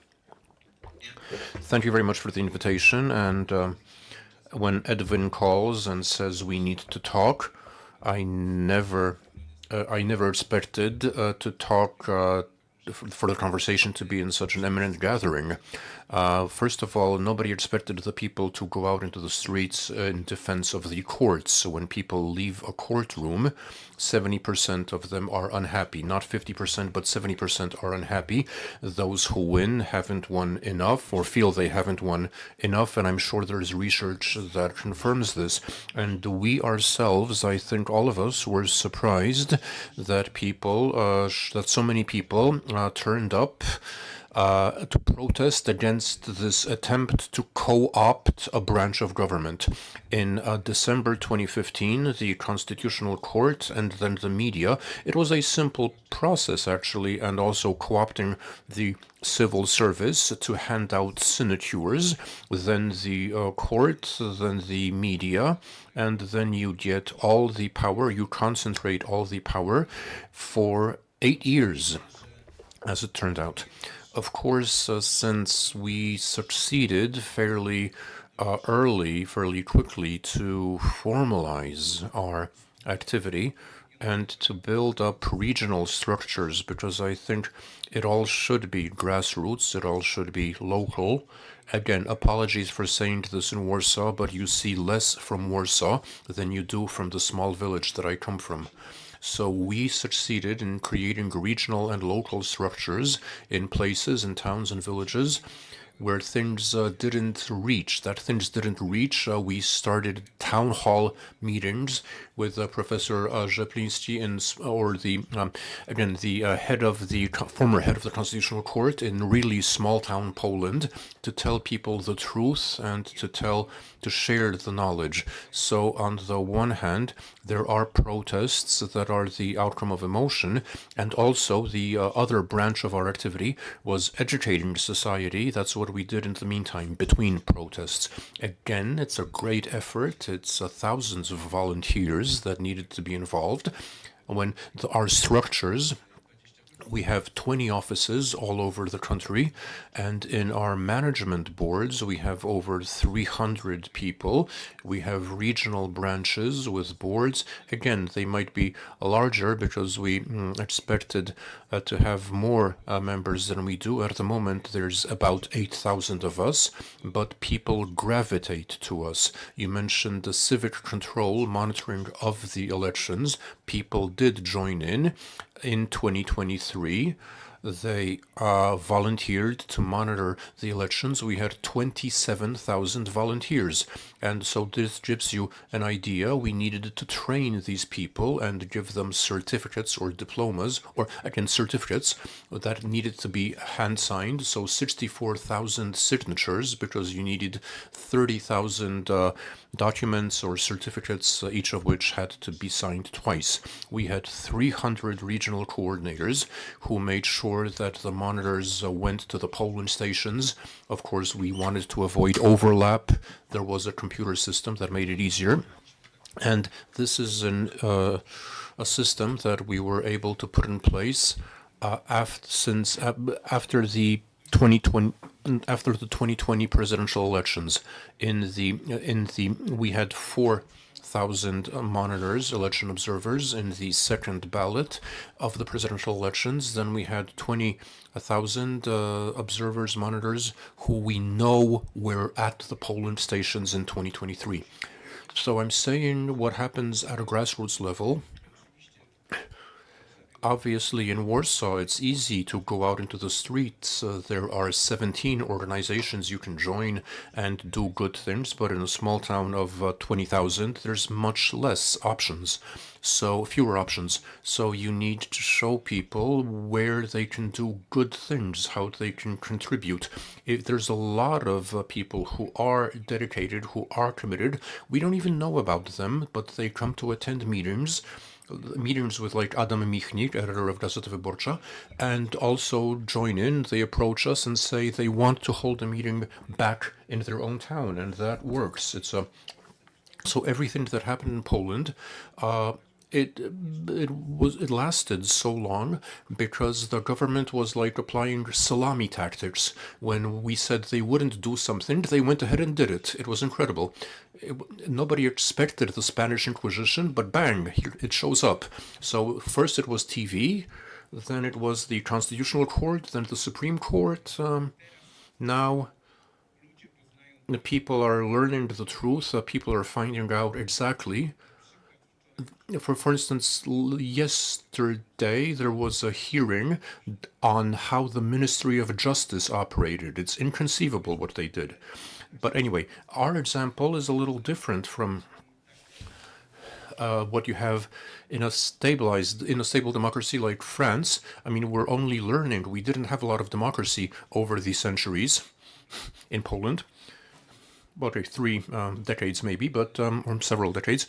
But so we don't have the skills. We haven't really mastered it. We don't know what the relationship between politicians and society should be like. We're learning. We're a little afraid of politicians. We don't trust them, often rightly so, for a reason. And so we do feel some we have some reservations.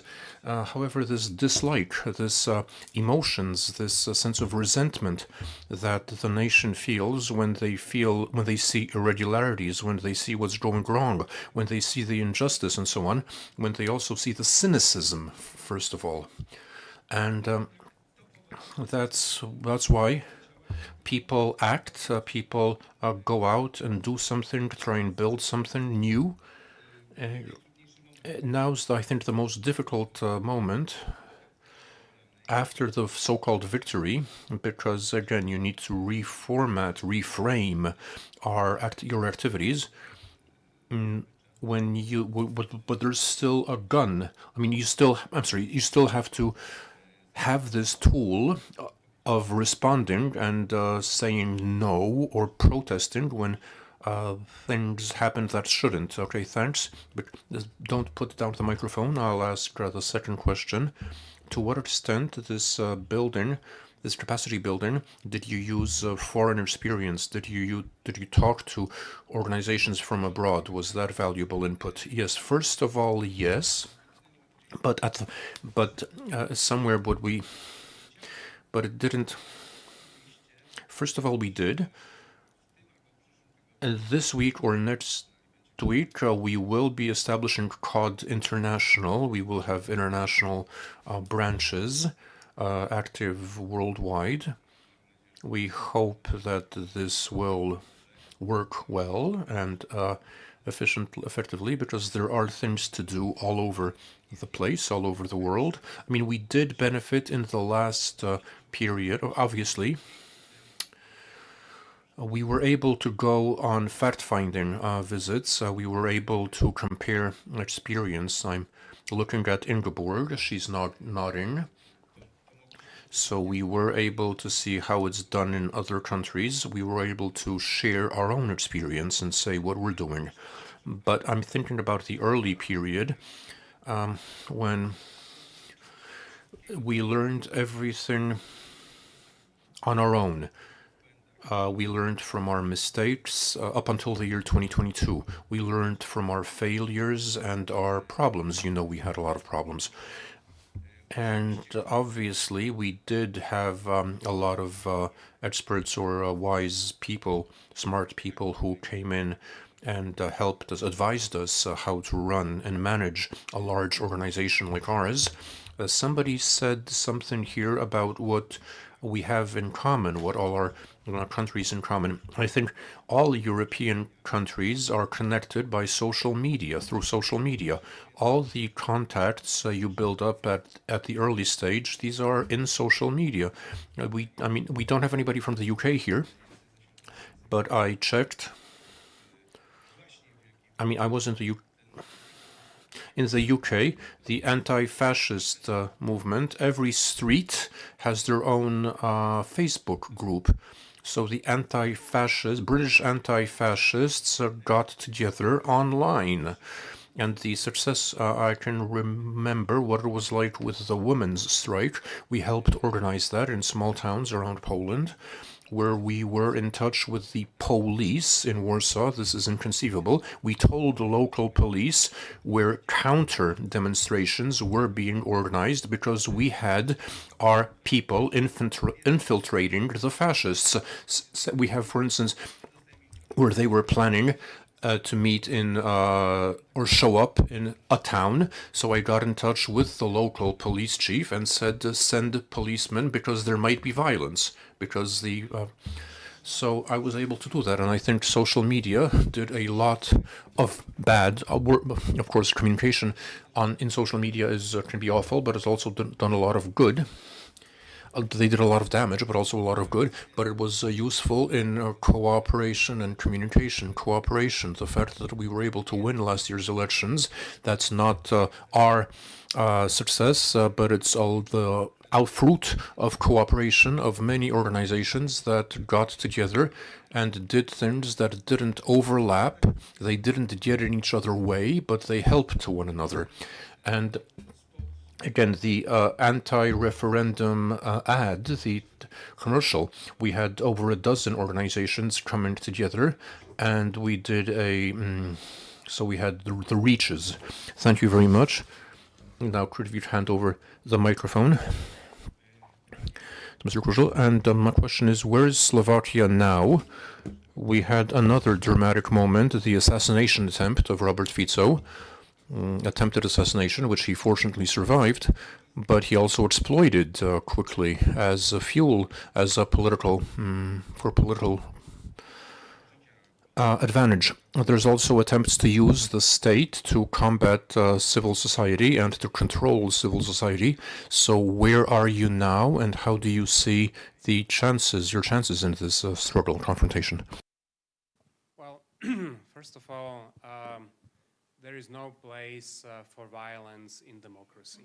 So this was very clearly stated, and civil society in Slovakia, many organizations were first to actually wish the Prime Minister a speedy recovery, and I think in that sense, there are commonalities with the ongoing campaign in the United States, where there were already a couple of such attempts, And I think it needs to be very clear that we may not perhaps agree with the Prime Minister, but we strongly condemn any act of violence, because this is clearly unacceptable in any democracy. It could have been a moment of realization that perhaps this polarization maybe reached a point where one should really think about this. I cannot even imagine how it must be for someone who actually experienced this himself or herself. Unfortunately, it did not present such an opportunity for the Prime Minister. He, very similarly as Mr. Trump in the United States, has used this moment for political purposes. So not to basically call on the rest of society, not to have that as a certain moment of realization that maybe this is too much, but rather start putting the blame on the opposition, or where there is a big difference between United States and Slovakia in that particular aspect. We have not had actually almost any information about the official investigation. We don't have much information about the culprit of this gentleman. So we only saw some attempts by different countries to use this for certain disinformation narratives, presenting Mr. Fico as a silent voice, or rather courageous voice who is able to speak his own opinion, and maybe some who are not happy with this type of opinion within the European Union. So that's these, and maybe let me very, very quickly just maybe reflect some of the things that also Sarah mentioned. I think the need to basically campaign for something and not against. I think this, in other words, positive messaging, I think is super important. It was super important in those campaigns that we did. And here I think I would just say that obviously we realize that the strongest campaigning emotion is fear. So it is very easy to campaign on fear, but this is where we feel that the populists are using the fear to campaign. And I think we understand that if we start using fear, then what is the difference between us and them? And I think this would only contribute to more polarization. So positive messages, I think, is super important that we do. You also mentioned the digital tools, and I completely agree. And I think you also mentioned that social media indeed contribute to polarization, contribute to many of the problems we have, but certainly digital tools also present opportunity, and I think especially targeting young voters, I think this is one area that certainly we use. I also would like to very quickly comment on decentralization. This is again very similar in Slovakia. We understand that elections are not about the capital, Bratislava, but it is about the regions, and therefore all these campaigns that are currently or in the past done, I think we understand that it's important to be on social media to talk to the target audiences, but that's not enough. It's not enough to come several months before elections and start basically telling them that they should participate. I think there is a need to be present, as it was, I think, done in your case in 2023. And last thing, international cooperation, super important. I think we understand that these actors really are well networked. They distribute disinformation, which is actually the main aim of which is to kill activism. And I think our response should be to work together, to learn from each other, and cooperate. And I will stop here. Dziękuję bardzo. Thank you very much. And now let's move on to Sarah. Saha, I have a question, which I'd like to go back to February 15, 2023, when the largest demonstrations in Europe against the war in Iraq, 2003, that's when Jürgen Habermas said that European civil society was born. So was he right? These demonstrations against the war in Iraq, was he right? I'm asking you because you're the head of a European organization that's Europe-wide. So is this a European approach, this thinking about a common European civic space, is it justified? Or should we rather think in terms of alliances, but using structures of the European Union, for instance, to achieve our objectives? In the first panel, we said that some issues in Poland were resolved by falling back by using EU mechanisms. For instance, the Białowieża forest, the felling was stopped following an intervention by the European Commission, as also matters of rule of law. So how do we think? What tactics should we adopt? So I'm a big defender of ecosystems, and ecosystems of people, but also ecosystems of tactics. And I think, like, just for a field, if you want a field to be healthy, it needs to have like many different things. Like if you want nature to grow, you need to have many different things. That means in our cases, we need both to use the institutional leverage that we can have, but also to strengthen the alternative to this institutional leverage. And that's where, for me, like the future of not only election victories, but I would say social movements that are effective and democracy that thrive, is to have both the revolutionary and the reformers. And so in some way, I think like what we've seen recently, I'm just going to take a very concrete example I'm working on right now. So we've started a campaign called My Voice, My Choice. It's a campaign to basically get the European Union to protect the right of abortion at the European level. And why did we start this campaign? And I'm going to tell the story like this, it's funnier. I worked on the campaign to get the abortion right into the constitution, and the reason why we started this campaign in France is because what we saw happen in the US with Roe versus Wade, when the Constitutional Court basically overruled the right to abortion in the US. And seeing that, what's really interesting is we had all these politicians in France saying, oh my God, this is so bad, or abortion should never be attacked. And we were like, that's the right moment to actually use grassroots mobilization to say, okay, then let's do it in France. Let's put it in the constitution, which is something that feminists have been working on for quite a while.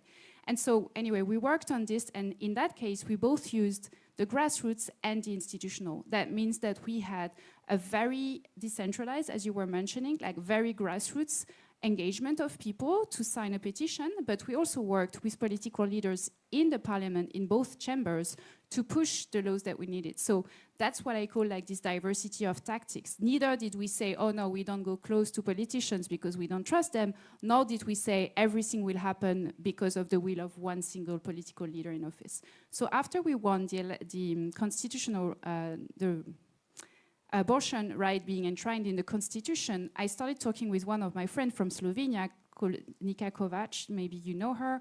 She's an incredible activist who's used a lot of the referendum mechanism in Slovenia to pass things like protection of water, protection of independence of media, etc. And we say, why don't we use the same tactics of grassroots organizing, using like the leverage we can have at institutional level? And we have this thing in the European Union that, like the citizens' initiative, like that allows for citizens to get a question to be studied by the European Union if they get 1 million signatures. And we're like, let's use the grassroots movement, let's use the tactics that we have from the ground up to use this system. And so we now are very close to the 1 million signature. I think we missed 300,000 signatures. So we basically got 700,000 signatures from European citizens all across Europe, and we got this by very grassroots tactics of people just taking pieces of paper and going into markets and going into streets to get those signatures. But we use the institution we have. And I think it's the same thing to protect rule of law. We can't protect rule of law only through the legal means. We need to protect rule of law through civil disobedience, for example. And what we are seeing now is when climate activists or even other activists are being attacked, like their rights of protest are being attacked, we need to actually break the law to protect the law. So I do think that there is a smart tactics to use in doing that, and not everyone can do everything. And I think that's where also the beauty of social movement work. People are in institution and there are things they can do. I don't think, a politician is necessarily meant to be like doing civil disobedience and, blocking the entry of parliament. But if they work closely with civil disobedience movements, maybe they can leverage something. The same way I think that we were talking earlier about the difference between NGOs and grassroots movements. I think it's really important we have both, because those NGOs in many countries, they still have the ability to influence power because they are very legitimate, because they have their entry into parliament, they have the entry into minister's office. Whereas, those grassroots movements, they can bring the energy and they can bring the people-powered legitimacy to those NGOs that can go and negotiate.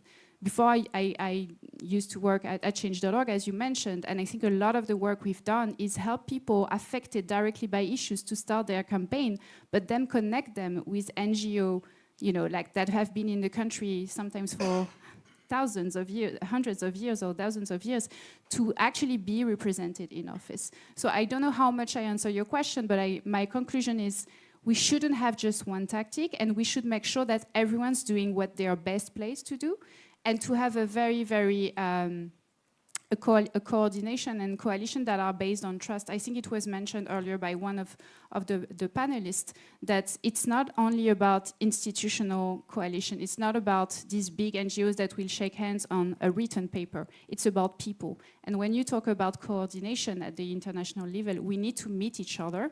And I think what happened in France is people who work together. They were campaigners at Oxfam. They were campaigners, I'm saying big names because you know them, but also some others you probably know. They were campaigners at WWF. They didn't wait for the head of the office to say, okay, we're going to engage in the campaign. With their knowledge, they started to work in their spare time on connecting with other activists. And that brought the change we wanted, because at some point, those big NGOs, they started to speak up. So this coordination being best placed is also being able as individual, like I'm not just a person who works for an organization, I'm an activist, I feel committed to certain issues. So how do I use my position and how do I use what I'm best placed to do to connect with others and to get this change enacted? That's, I think, how we're going to win, and also how we're going to protect the rule of law at the end of the day. Thanks a lot. And but just another question: what about acting on the level of EU? About using this, like Brussels and European Commission, to achieve our goals, and how to also impose our, let's say, demands toward European Union, who is not too. Quite often we regret that it's not too democratic institutionally, yes, yeah. And we try to make European Union more democratic. So should we go in this direction or not? Yeah, absolutely. I think at every level of power, we must be engaged, from the municipality to the European Union. And I think we need to break down to what is the European Union.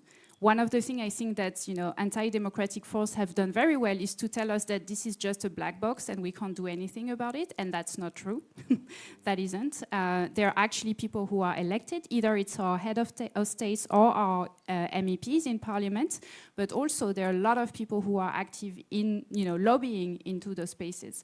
So one of the things, for example, we are working actively on with many activists is how do we develop the understanding from civil society organization of the functioning of the EU and the commissions, how decisions are made, who make them, how do you build a connection with people who make those decisions, or even who prepare those decisions that are not often like the face you see on the website, to be able to actually build that change. So I would say for me that's one of the tactics, is the development of the political savviness of civil society, including in the European Union, and making this public and visible. Because to your point, I think to break this idea of the black box that you can't change anything, you need to show lobbying in action in the European Parliament. And you can do that with now a lot of, going back to the digital thing, there's a lot of MEPs now that, very publicly talk about their work in the Parliament, what they're doing, who they're meeting, what work they're doing. So we can do the same thing. I think later today you will have some activist, Dominica, who is like part of a Fridays for Future and other movement. Like they've been very good at just, showing what it is to go at the European Commission and to try and enact change. And this is also what I think in many cases made people active, is to understand how things work. Like what's the theory of change behind your movement? What do you say to people so that they believe that it actually can happen? And that's also, I think, just to wrap it up and then I stop, what happened with the French election. There was a clear theory of change. If we get a majority, we get a government. If we don't get a majority, we get Jordan Bardella as prime minister. Thanks.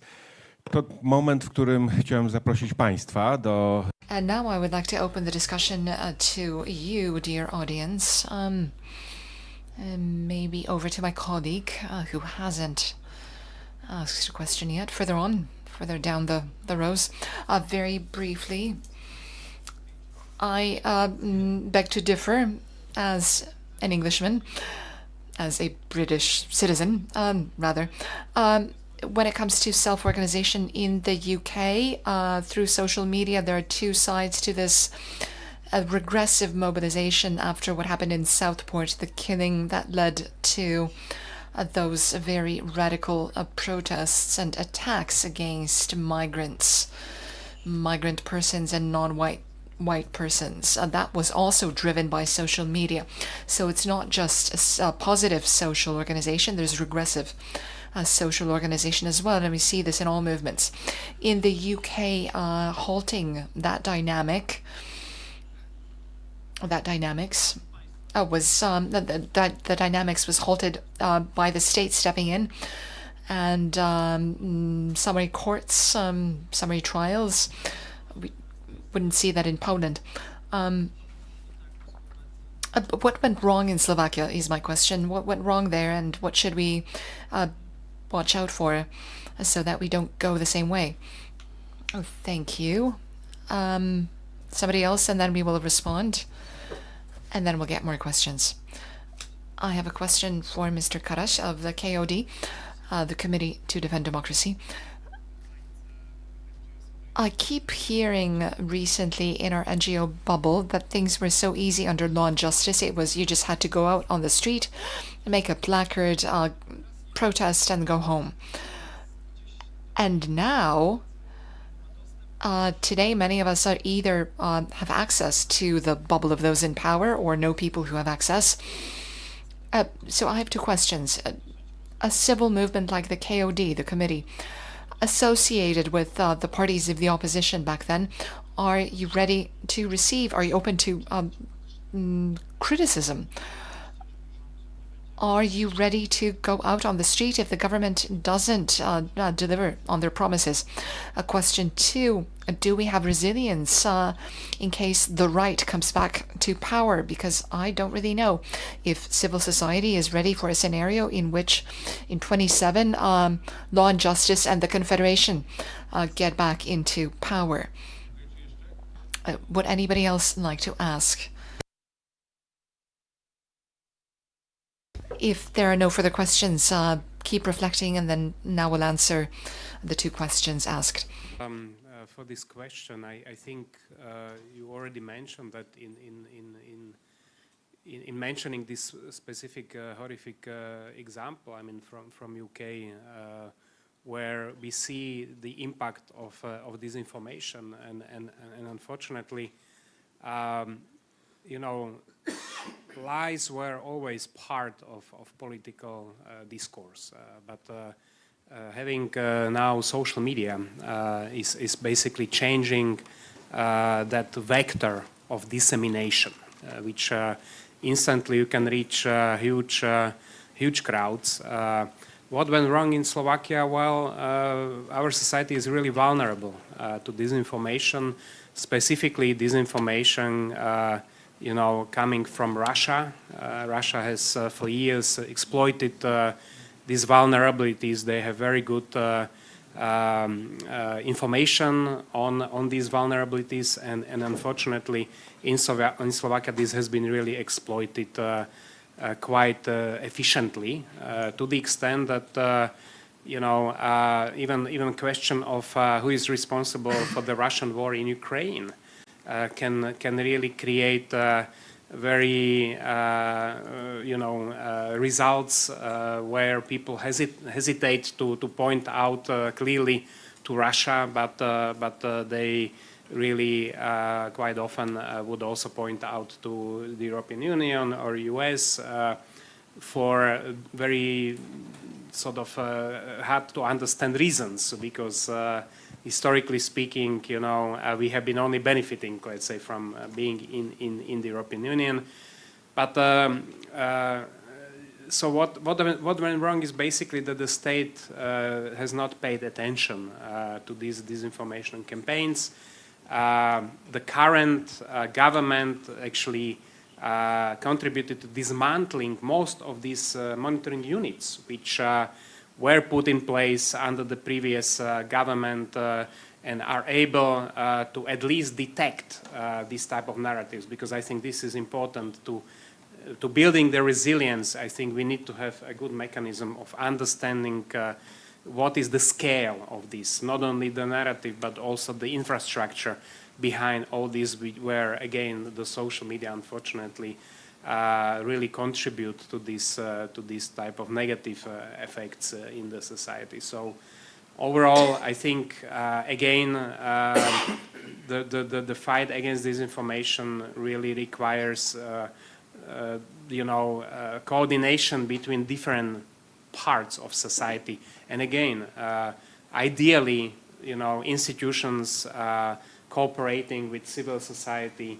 But it's very difficult doing this if the trust vis-a-vis institutions is actually even lower than to what you presented in the morning. And unfortunately, where politicians contribute to actually not building the trust for the institutions, but the other way around, that people do not trust institutions, and that's really not very good. Thanks, Jakubie. Jakub. I apologize, but I'm only quitting smoking on Saturday. So briefly, yes, of course. But it works both ways, in both directions. It's all natural. The organized fascist units versus people who organize themselves on Facebook and go and resist those. I know Facebook has communication traps. An opinion I heard in London was that the state, after the Southampton killings, that the state reacted in a very good way, and the police did an excellent job. We're not always that lucky.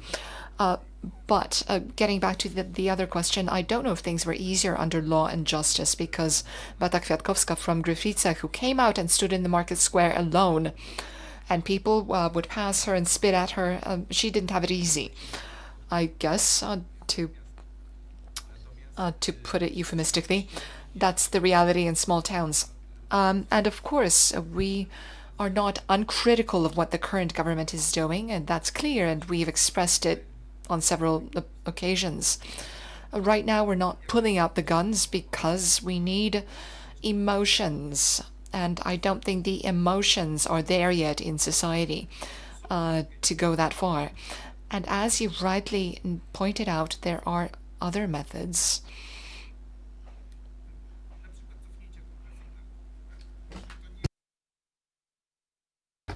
Removing the revoking the counter assignment.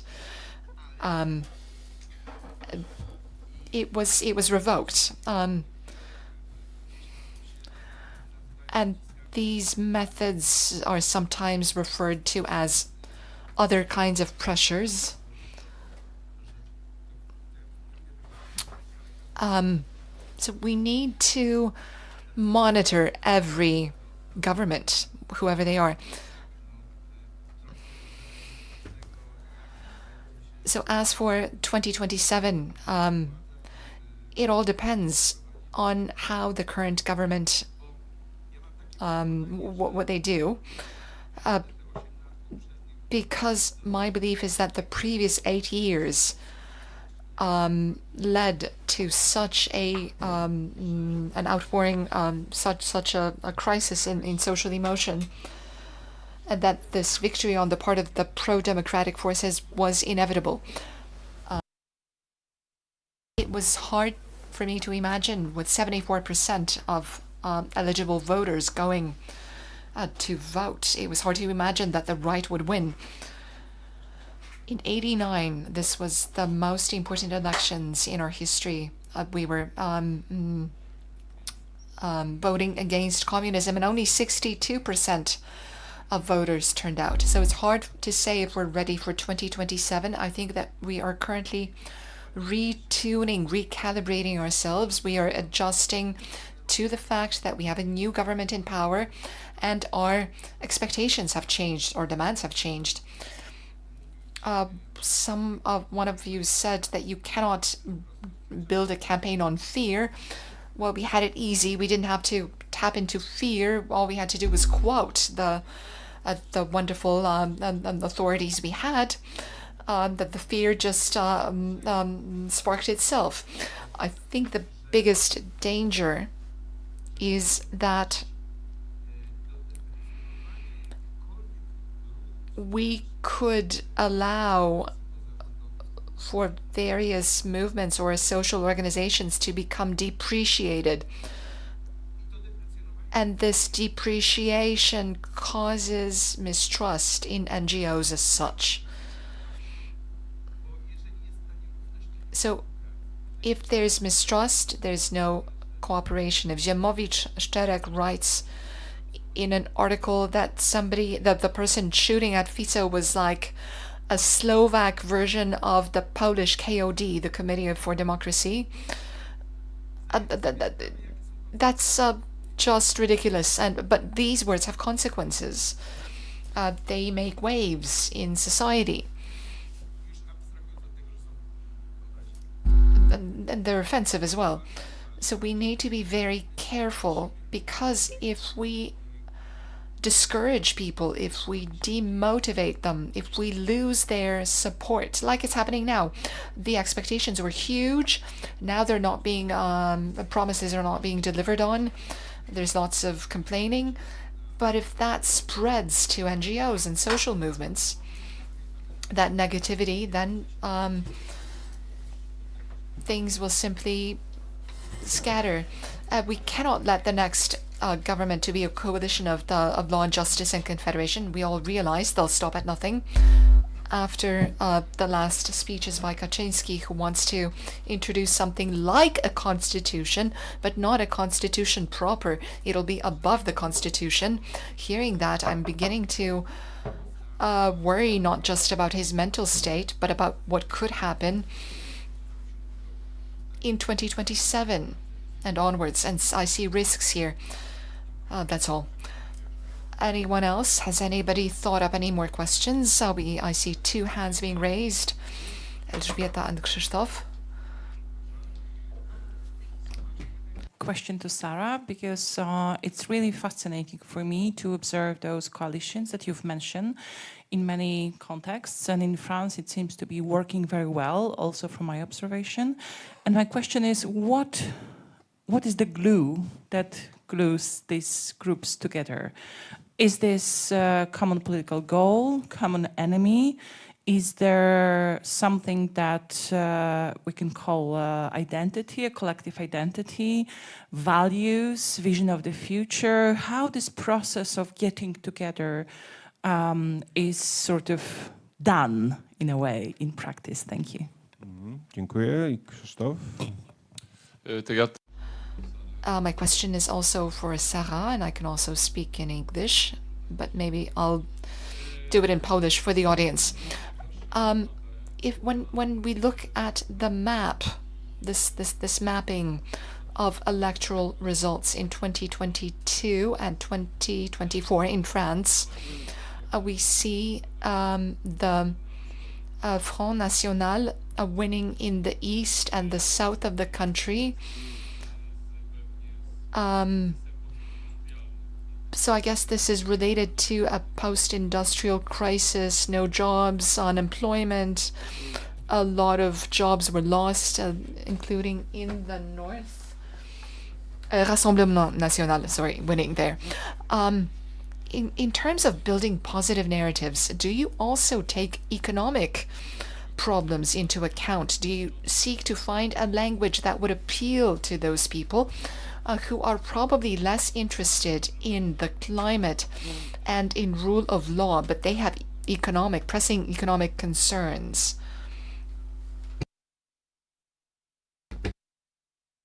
Okay, Sarah. Thank you. Does it work? Thank you very much for the question. So to the first question, what glues people together? In some way, it's hard to say because I cannot say to you how long this is going to glue. So that's a little bit our fear now, is that what we've been putting together were kind of like separated connections. But with the urgency, it all came together. And I'm just going to talk in practice because I think it's clearer to say. So when Emmanuel Macron called for the election on the night of the European election results. So the European election result, they are at 8, and at 9, Emmanuel Macron called for the election in 3 weeks. So I can, just to give you the context, all these people that knew each other from somewhere at some point, either because they discussed politically how they could do stuff together, so like really on the basis of a political platform, you know, like feminist activists talking with anti-racist activists, as I was saying, like they sit down together, they're like, okay, what can we agree on? But also just joining protests together. At some point, you know, the reform demonstration, they created connection, natural connection. I just want to tell the story of like this climate activist who was very famous on social media. She was like dancing on techno, and she was like, climate and retirement is the same fight. And she was dancing on the union truck, you know. So it's just a good image to say sometimes it's through actions, sometimes it's through discussion that these connections were made. And so when Macron calls for the election, all these people who know each other, who at least know they share some values, they're like, we need to do something. And so we had a WhatsApp group with people who worked on the EU election, but it was quite small. We were like kind of 12, and it was honestly not very, very alive. And so those 12 people were like, we need to do something. Let's go on a Zoom call and in 1 hour and call anyone you think should be there. And the only criteria was like someone who is a campaigner, someone who knows how to run a campaign, not some people who want to discuss politics. I'm sorry to say that, but that's the problem sometimes in those groups. And so from this group of 12, we were then 50 people on this Zoom. And those 50 people, to your point, they only agreed on 2 goals. The first goal was mathematically, the only way to win was to have a united progressive force under the Nouveau Front Populaire, so the New Popular Front. It was not named that at that stage. We were just like, we need that union. And the second thing was getting those votes out from, especially the region you mentioned with your question, you know, in the post-industrial regions, and where we know that there are a lot of extreme right voters that are active. We need to activate the progressive, or at least the democratic voters. And so those were the only 2 goals we set for ourselves. And from there, it was anyone do anything you want or need to do to achieve those goals. And the resources that we shared, we basically set up, like, from these 50 people in Zoom, we set up a WhatsApp community, and we were then 130 campaigners and organizers, very grassroots, or what I was mentioning, like those campaigners from these big NGOs that actually, I think, drove internally the engagement into the campaign. So the glue there was the urgency, the fact that we didn't have time to fight on like one single comma and what we're gonna do and how. It was just like, those are our goals. And now, like, let's just share resources to achieve that. So, I don't know, we had people who had resources on electoral analysis that they shared with the whole group that anyone can use the way they wanted. We had people, I was involved in like drafting messaging guide. So, to your point on your second question, like that included the question of economic justice, and I'll just go back to that in a moment, that were shared for anyone to use. And the beauty of this and the glue came from the fact that no one tried to say to someone else what they had to do. And I think what's going to glue people together over time is not to try to rebuild some kind of massive national organization over this. It's like to maintain those relationships. So that's what we're doing now. And to maintain these relationships, same, you know, there are 2 things. It's just like getting together in person or sometimes digitally, and talking about, who we are, what we do, where we do, but also like getting into action. So now we have the budget that's going to be voted in the parliament, and we're trying to say, okay, why don't we could do something around that in this community. And people are like, oh, we are thinking about doing this, oh, we are thinking about doing that. And we don't need to have like common messaging, or we don't need to have like common logos. So what glues people together is a sense of community that's come from freedom. And I want to emphasize that, because I think in civil society, one of the reasons why we fail is we are so attached to control, and like the populist party and the extreme right, they win because they let go of control, because they spread their messages, they spread their resources for any organization at a grassroots level to also take it on. So what's gluing people together is this, and I think in the long term, there's a chance that we'll start fighting again over some specific positioning, political positioning, and conflict is part of politics, so we shouldn't erase that, but I think we need to continue this idea of what are the values we share and what are the things we can do to enforce those values in politics. So I hope that answers your question. The second question about, like economic justice and, maybe they're less interested in climate, those people who are voting for the extreme right, what we're seeing, first of all, is that the vote is now national. If you look at the map of vote in France for the second election, of course, there's a bit of overrepresentation in the regions you mentioned, but it's spread across the country quite largely. And so we know that something is sticking here. That is not just, the post-industrial thing. Like the fact that France is still like in an economic crisis and people are struggling to put food in their fridge is a driver for this vote.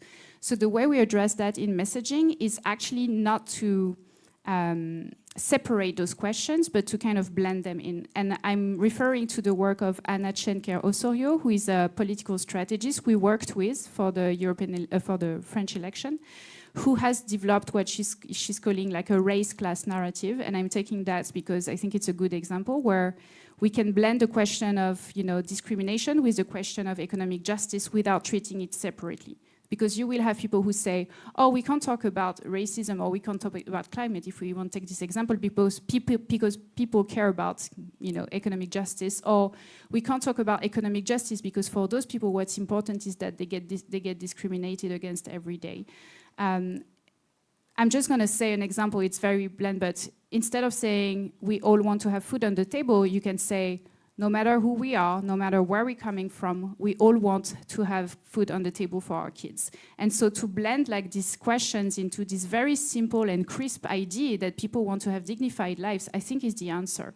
And the problem we have as Democrats, and even more as progressive, is we always want to have more reports and more complicated data to prove people that this is why they need to vote for us, when what drives people to vote is values and emotions and everyday life experiences.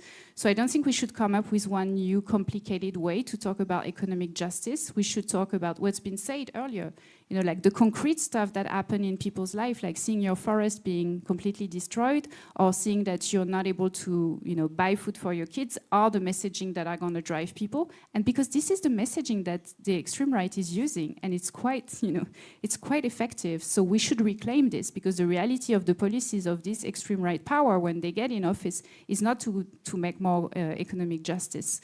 So this is like a big topic, I think, the question of messaging, but I think it's not complicated. What's complicated is to go back to the basics of what is a democracy and what it means in terms of economic justice.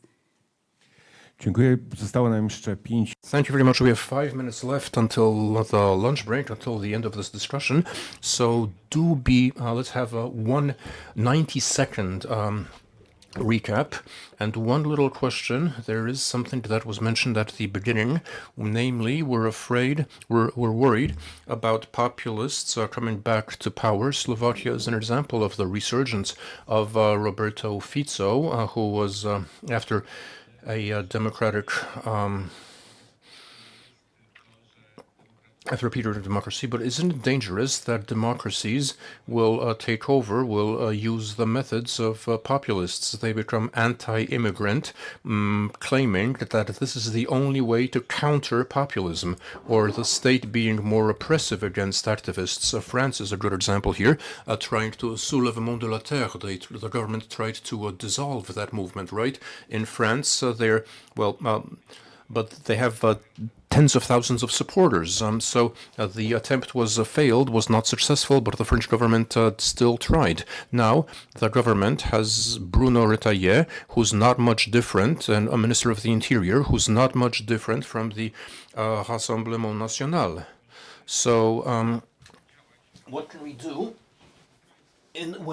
now that the face has a democratic legitimacy, the state has democratic legitimacy. When in government you have parties that are democratic in name, but they start acting in a way that begins to resemble what populists are doing. Maybe Sarah would like to take that question first. Yeah, the acceptance of the term populist is always a question, so that's why I refer to anti-democratic or extreme right party. But I think that's what we are seeing in France now, and it's funny because I was talking with a woman from Hungary who was comparing, like, the slide of Hungary to the slide in France, and also the behavior of President Macron to that extent. So I think that everything needs to be compared to what's comparable. So I would never say that at France we are at the stage of Hungary, but what I mean is that as democratic forces, we should be able to call out when, there's a line that is crossed. And for me, the anti-migration policies are crossing a line from a democratic perspective for a long time in France, and not starting with this government. So one thing is always analyzing how this is possible, why this is possible. In France, what happened is even the democratic force, and even to some extent, some of the progressive side has been discussing the question of migration like a central issue for French people. We don't have a problem of migration in France. We have a problem of racism and inclusion. That's our problem. And so the fact that even the progressive has, embedded itself into this narrative to also try and get votes has put us in that situation. So what that means for today, that means that we should be very strong on the narrative around security and migration. I don't think, I don't know, sorry, I'm making a lot of reference, but if you look at the work of Common Cause, they're looking at values that we activate in our political discourses. And some of the values that we activate, they will push people naturally more towards authoritarian or anti-democratic votes. Those values are called extrinsic values, so the things that come to us from the outside. So, it's money, it's security, it's tradition, things like that. Stuff that drive people to, like more of the democratic vote are intrinsic values, family, connection, solidarity, etc. So as democratic forces, we must refrain from entering into the narrative of security. And I was thinking about that earlier because we mentioned the question of security for a country that is also directly affected by what's happening in Ukraine, and rightfully so. People are afraid. So what's our answer to security or immigration? Our answer is solidarity, is getting together, is gonna, everything will be okay. Angela Merkel did that well in Germany, like to say, during that question of migration, to say, everything will be fine if we do it together, So there's I don't know how much that answers to your question, but I think we're already too far in France. But for other countries, we should be very clear that any, discourse that is forcing the security narrative or forcing the immigration is gonna, come back to us as a very, very dangerous thing. And I want to say the same thing on LGBT issues, or now on the trans questions, which is being used as the next, strategy to polarize even more our society. So we must remain very strong on the democratic value that includes like dignity and equality for all. Otherwise, we'll be stuck in there. Thanks a lot. Rasto? Well, there are certain advantages that we have. The autocrats are using the same playbook. So we already know that on that 12-point list that Larry Diamond talked about, the professor of Stanford, there are not that many points left by Fico at this stage. And I think I would just stress the importance of protecting institutions. I think this is important, not giving up. And as I speak, there are many Slovaks who really do that. And I think this is something which is super important. Another thing, I think we need to acknowledge these economic inequalities. I think that's clear. I think we need to show more understanding of the voters of populists. I think there is this tendency that even we have, being just surprised with some nonsensical statements that many of these people say or follow.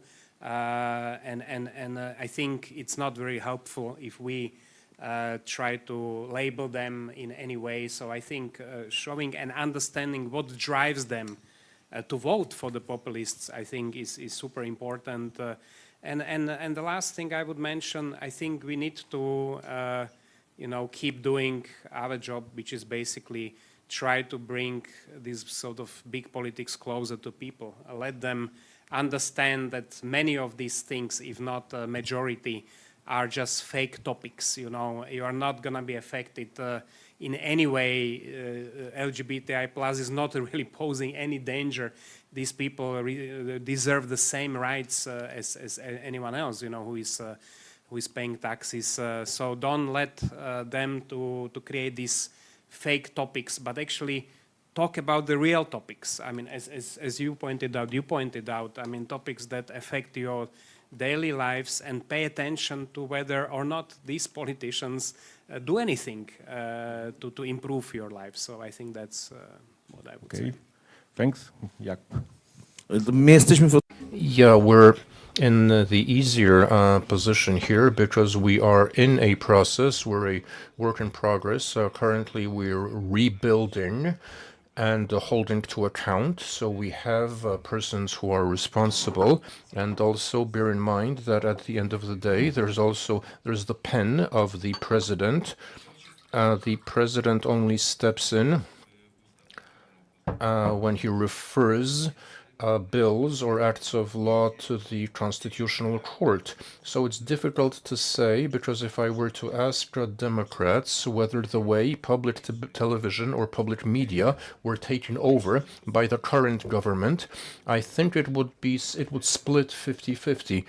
You have both opinions, but as a result of this takeover of Polish television, at least we no longer have what we had on public TV previously, which was unacceptable. So they did use all means to cut that short, so we wouldn't hear slurs on TV in public TV. The question is this consistent with democratic standards? Well, no, but that's another question. To what extent is this a democratic country? Or whether the country became democratic overnight after the elections last year. Will it become democratic in the next 2 years? That's also a question. That's a question that has to do with the return of the Law and Justice Party and the Confederacy. If Poland doesn't become a democracy in the next 2 years, then we are looking at a coalition of the Confederation and the Law and Justice Party. Because if there's no clear difference between two parties, people will stay at home. It's not that they'll vote differently, they'll simply stay at home, and the turnout will be 40%. So now that we look at the flagging emotions, look at the municipal elections where we're voting for people who decide on our immediate neighborhood. There was no campaign to speak of, no emotions. I mean, nobody cared who would be elected local councillor, even though these are matters that are really close to home. Then we have the European Parliament elections, and no emotions, people don't go to vote, and this is where they're looking. But that's not what it was supposed to be. It's not This isn't what we were hoping for. They promised us a few fundamental things for the environment. They made a number of promises and didn't deliver. Nothing's happening. So why bother going out and voting? And this is a great task. This is the challenge. So we need to tell people that it's worth it, that it's worth trying to change the world, to move the world 1 millimeter in the right direction. If 100,000 people move the world in a better direction, 1 millimeter, then you have 100,000 millimeters. Thank you very much, and that's the end of our second session. We have a third session ahead of us, but meanwhile, we have a lunch break until 2:45 p.m. So thank you for your attention. Thanks to our panelists, and thanks to our audience.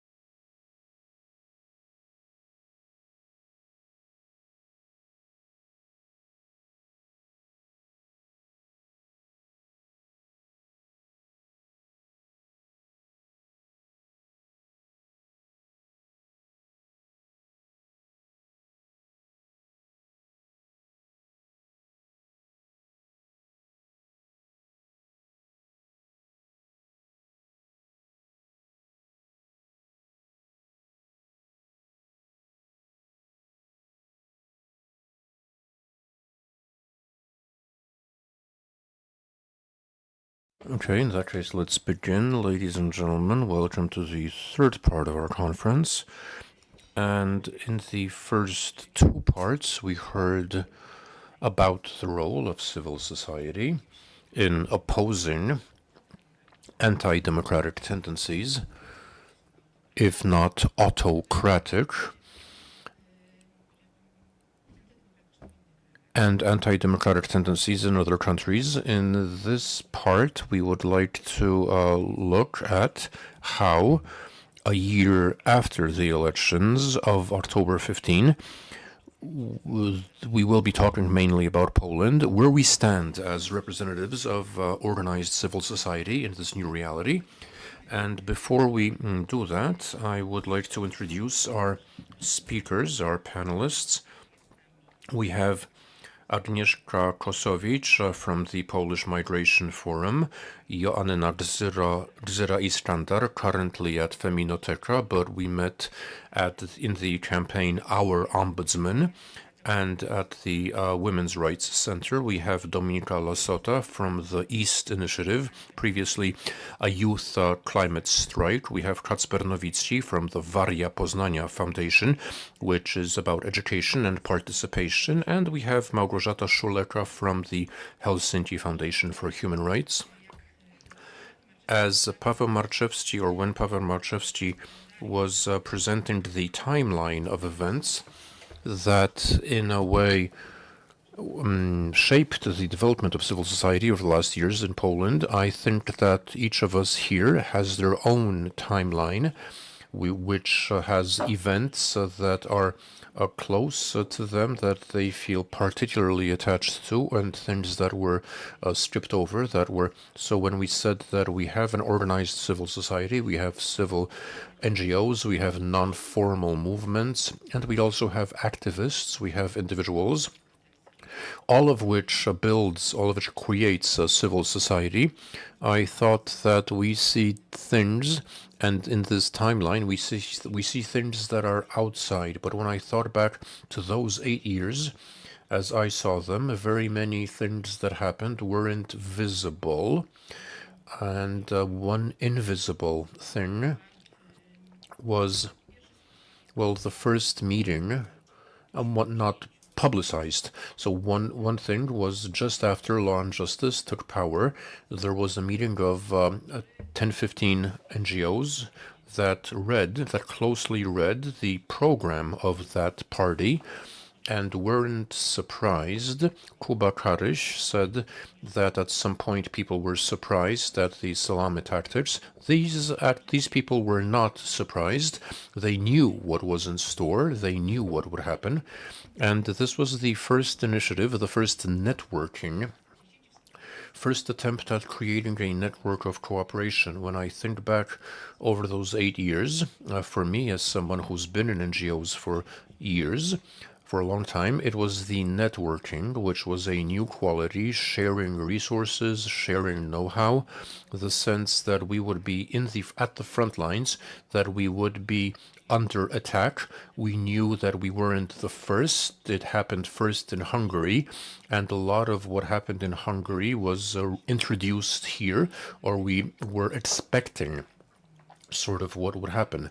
So thanks to networking, thanks to this ability to cooperate in a very diverse community, we had strange bedfellows, not allies that were sometimes unexpected, working and extending, working with different organizations, and as in salami tactics, so first they come after LGBT human rights, then they come after climate organizations, then they come after culture, and so on. So we need to have this inner solidarity among us. That was the first campaign called Social NGOs. It works, they work. So we didn't even say NGOs, we said social organizations, and we did a study where social organizations is something you can relate to, but non-governmental organizations, or NGOs, pronounced in English and Polish, that's not something that people can relate to. So being. So even they say that the act on foreign actors. So if we call ourselves NGOs, that already makes us foreign, not Polish. So, and the reason, as civil society, organized and not organized alike, we stood up for the rule of law, we stood up for democratic institutions, we protested, and from the start we tried to come up with positive ideas, what could be done. We knew that we had to wait until the next elections back in 2015, and also to mobilize decision makers to promote or encourage them to reach out to them. It's been nearly a year now, so I want to look at whether the role of civil society has been appreciated, whether it is sufficiently appreciated by the people in power now, or has there been a change or a replacement, or an exchange, because we wanted a change in the way social organizations were treated, because we were able to form unexpected alliances, partnerships with local government, and partnerships with opposition politicians. And we showed how a nonpartisan alliance was possible, which led to an important campaign, the Our Ombudsman campaign, when over 1,000 organizations supported a candidate who was ultimately not elected, not chosen, but but thankfully the office wasn't taken over, wasn't co-opted by the Law and Justice Party. There were two other candidates who were from the Law and Justice Party. So it wasn't a time of failure, defeat, and despair, but also a time of success, the 8 years. So where do we stand now? How do we perceive our role? And do we have any expectations, any that were met or are almost being met? How do we see the government and our erstwhile, our former allies? So how do we see them at this time? So it would be great if you if you spoke about your area of expertise, but any general comments will also be welcome. So maybe Agnieszka. Let's have Agnieszka first. What are my expectations? Frankly, I'm one of those who are frustrated and disappointed. This is a group that was mentioned in the previous panels. After the change of government, I hoped that migration would become the subject of an impartial, neutral debate, that the new government would stop using migration as a tool, as an instrument to win elections, or treat migration instrumentally as a way. I hoped, this was what I hoped as someone who works with migration. I hoped that we would start talking about the actual problems, about the solutions that are necessary. I hoped that this discussion would be stripped of this fear-mongering, of using it as a way of inspiring fear and winning elections. So I was profoundly disappointed by the narrative of the new government, or the lack of narrative, the lack of any fundamental change in the way this narrative is framed. When the government changed, we expected that the new government would speak about migration in positive terms, speak about inclusion, new communities, say Poland needs migration, talk about the demographic context, the job market, and so on. But that never happened. And what we are also seen, and what I found surprising, was the expectations, was this general credit that the government expected of us. Many people in government, or at least explicitly said, that we should buzz off, we should leave them alone, and since we've known each other for years, we should have they should have a carte blanche. They should be able to work, do what without being subject to our criticism or difference of opinion. This was very much not what we had expected. How we saw ourselves, we feel that as social organizations or non-governmental organizations, that's our job. It is our job to point out mistakes made by the authorities, to draw attention to decisions that might have undesirable consequences or unthought out, ill-considered. And what we faced was an impatience, or when the government was unhappy that we were critical of them. I mean, we're on the same side, they said, so and I think this is a challenge for us to develop a new relationship with this government, with whom we agree on a number of issues, but we need to be able to say what's wrong. And I also think that regarding what we've spoken about so far, one in the Migration Consortium and among other organizations dealing with migration and other issues, one thing we've learned is to disagree. So we need to build coalitions and be intersectional, looking for commonalities, but we also, a key is our ability to work with someone we disagree with, this ability to hold a civilized dialogue. That's a key, that's an important achievement that we'd like to build on further. I see Małgorzata nodding. I'm sure she has something to add. Let me just point out that when talking about migration in Poland, in the timeline, we looked at, I mean, these are unprecedented, obviously, events. We looked at the full-scale invasion of Ukraine and the persons who were forced to migrate to Poland. But there was also an important element for social organizations, the humanitarian crisis on the Polish-Belarusian border in August 2021, a crisis which still persists. And the expectations, the Batory Foundation has also signed a letter for organizations supporting people on the border, a list addressed to the new government, demanding that they stop pushbacks as a measure which is entirely inhumane. Which is not to say, of course, that we're all naive and we think that the borders should be opened entirely. Yes, security, yes, but pushbacks and inhumane treatment, no.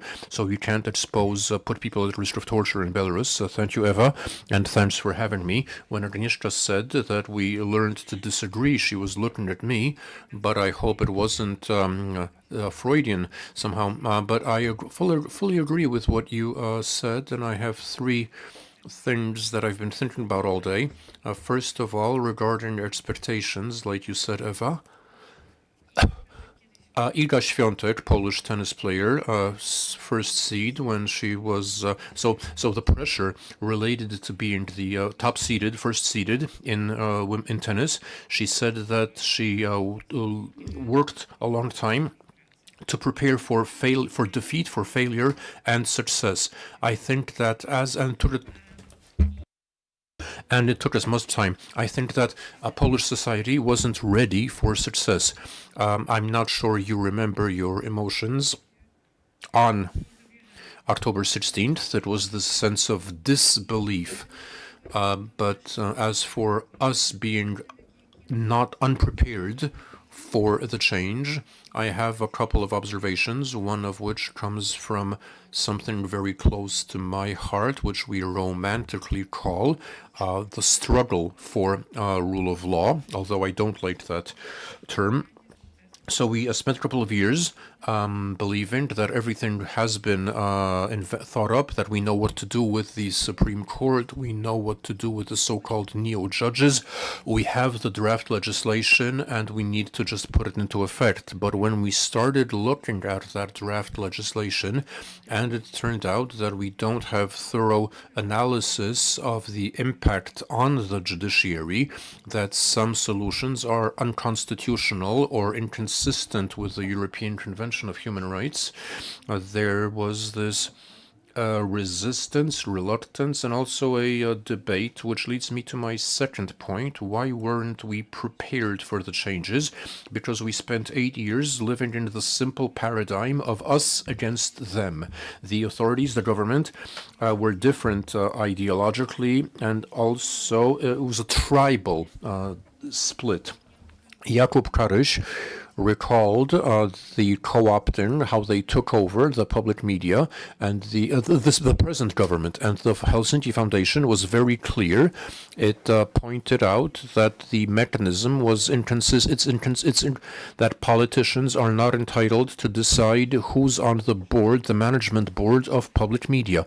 And we said what public media, we recalled what public media were in the years 2015, 2023, we said they were a propaganda mouthpiece. So we didn't understand. I mean, there was this criticism of, so how can you say anything? Didn't you watch the TV news? It's not about what's on the TV news now. It's about the process.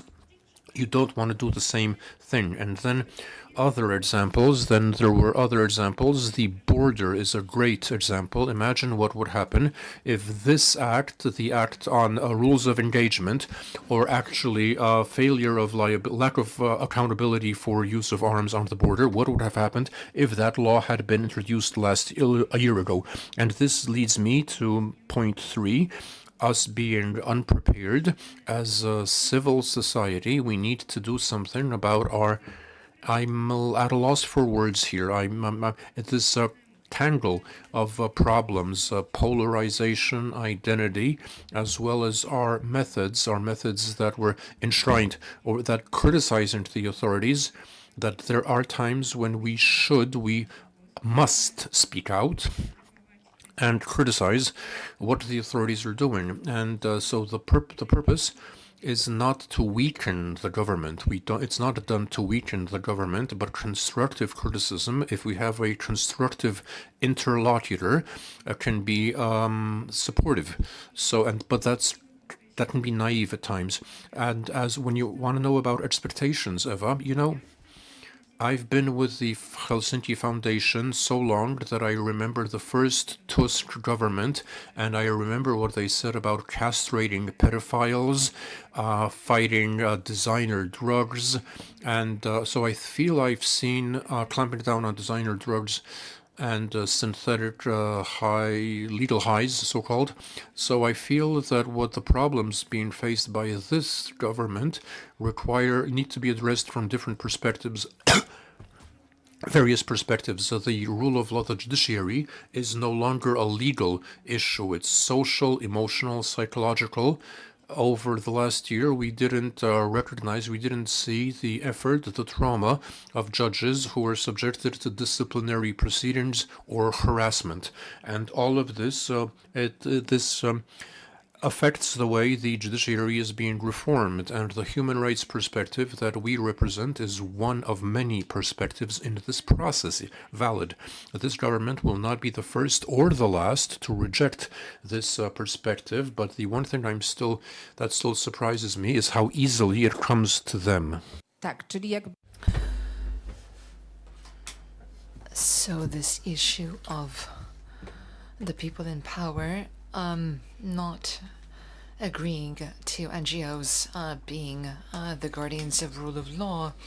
Also, when we have people rising to power, and I'm sure you were friends with some of them. Minister Bodnar used to be part of the Helsinki Foundation. But I beg to differ. I think that before the Law and Justice government, we also criticized we also spoke truth to power. Then Law and Justice came to power, and now where we're at, it's sort of like, if we criticize, someone might say, oh, you want Law and Justice to come back?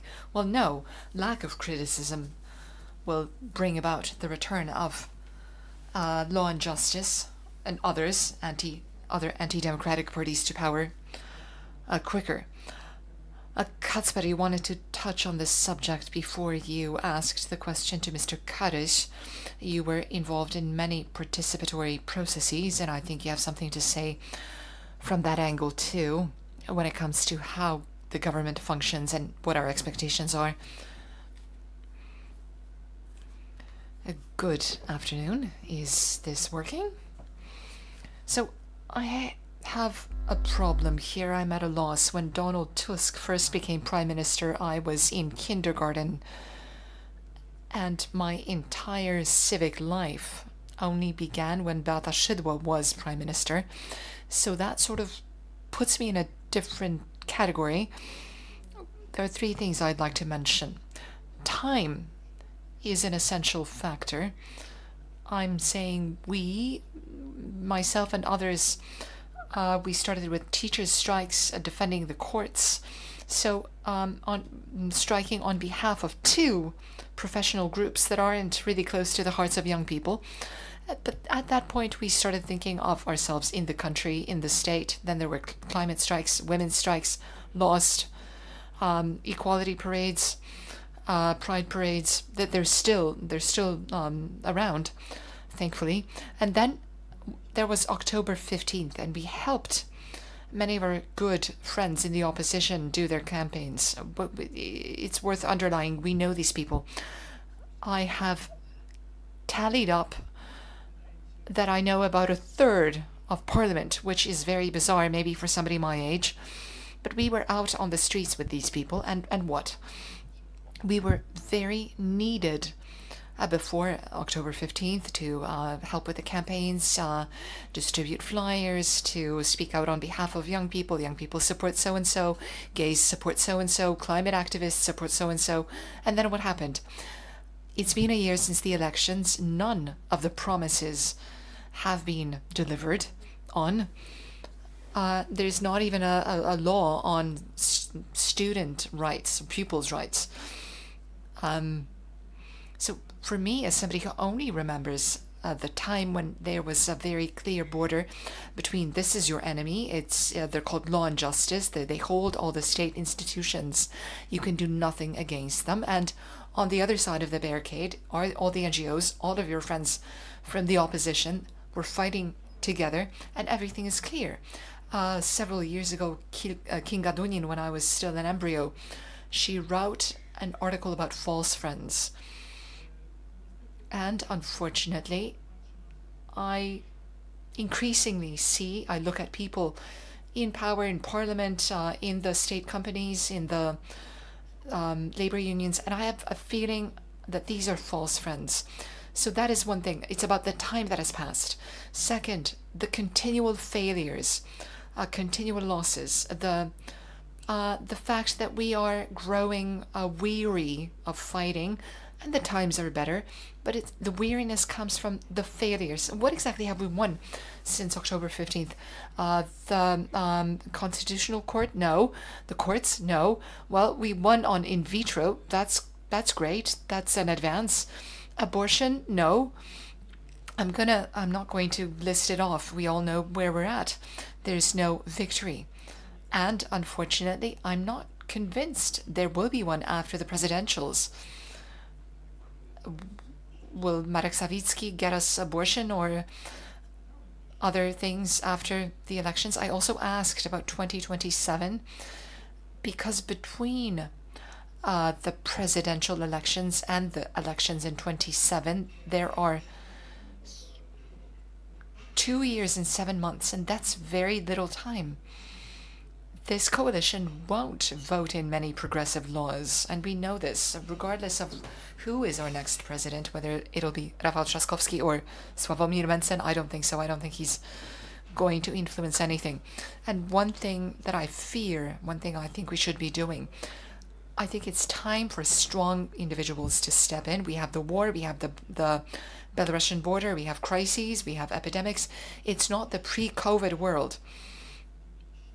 So either we're going to have a strong progressive voice supporting institutions, human rights, fearlessly, or somebody else, some other strong person will come and others will rule us until 27. And I'm afraid that in 27, when I'm 25, those strong ones, or the people who are even stronger, will come into power. And they're not going to worry about what the liberal media are going to say. They're not going to worry about Marek Sawicki. They know exactly what they want to do. So I think the main thing in all this is trust, and my trust has been failed. Thank you for this pessimistic picture. Maybe I'll hand it over to Joanna, just to get to the bottom, to hit rock bottom, and then maybe we'll rise up again. But women's rights, it's a neglected field. We can all see it. We've said on many occasions today that it's thanks to young people and women that the October elections were won, and it's a big disappointment, like Ela Korolczuk. There's a concern that women will say, well, we've been failed again. We were given some agency, we had a sense of agency, but this agency ended when those we voted for got sworn in. I was afraid for a second that you were expecting me to say something optimistic, so I'm very glad that's not the case. So maybe just to balance things, I represent Feminoteka Foundation, which has been working in the field of women's rights for the past 19 years. We work with women who have experienced violence, especially sexual abuse, and we have the only help assistance point for women who have been raped in Poland. We specialize in helping women in that particular area. It's totally neglected by the institutions. There's no system of assistance in Poland to women who have experienced sexual abuse, or people of whatever sex who have been victimized. So our stance is that we do the job for the state with no support from the state. And whereas before October 15th of last year, we didn't even have anyone to talk to in government. We had no partner that we could talk to about how to do this well and effectively. But after October 15th, we had very high hopes, high expectations that something would move forward. But it is my feeling that as an NGO, we're still not treated as a partner.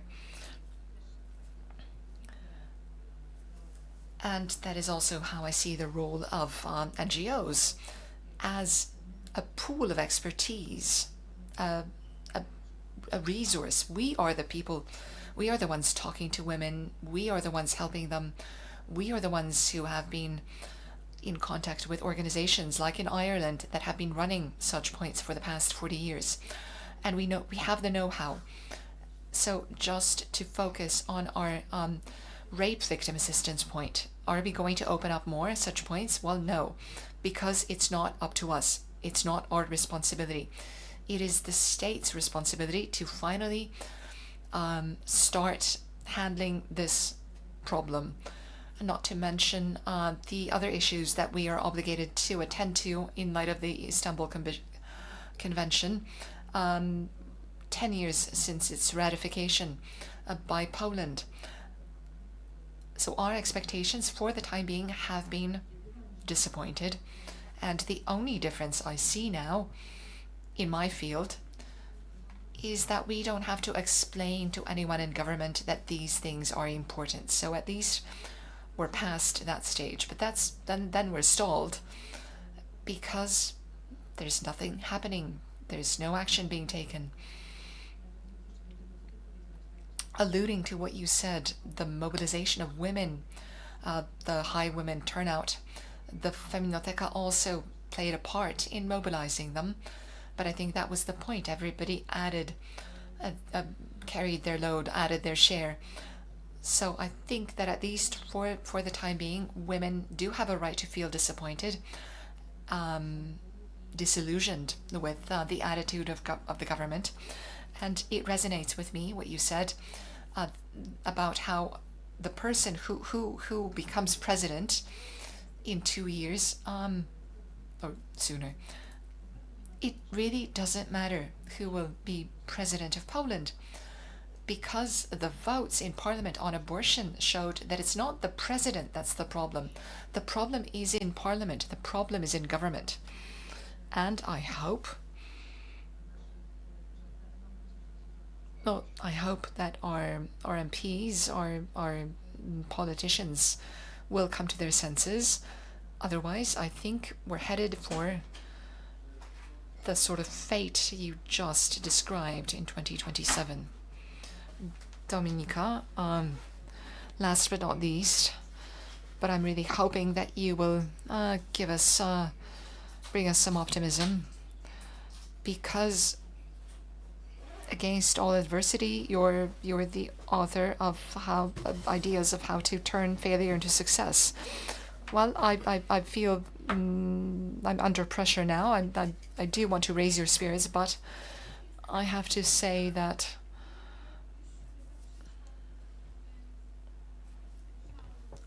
I think I'm done being sad and irritated and pissed off and disappointed. I wanted to burn Donald at the stake, and that's behind me. I'm over the anger. I was angry at one point, but to tell you the truth, the weeks and then the months after the elections were some of my most difficult times since the beginning of my activism, and I've been active since 2019, 2020. So for me, last year's elections were a milestone on my activist journey. I used to even laugh about how I didn't go abroad to study. I stayed in Poland. I wanted to get involved and at least survive to the elections and then see what happens. In preparing for this discussion, I looked at photos from last year.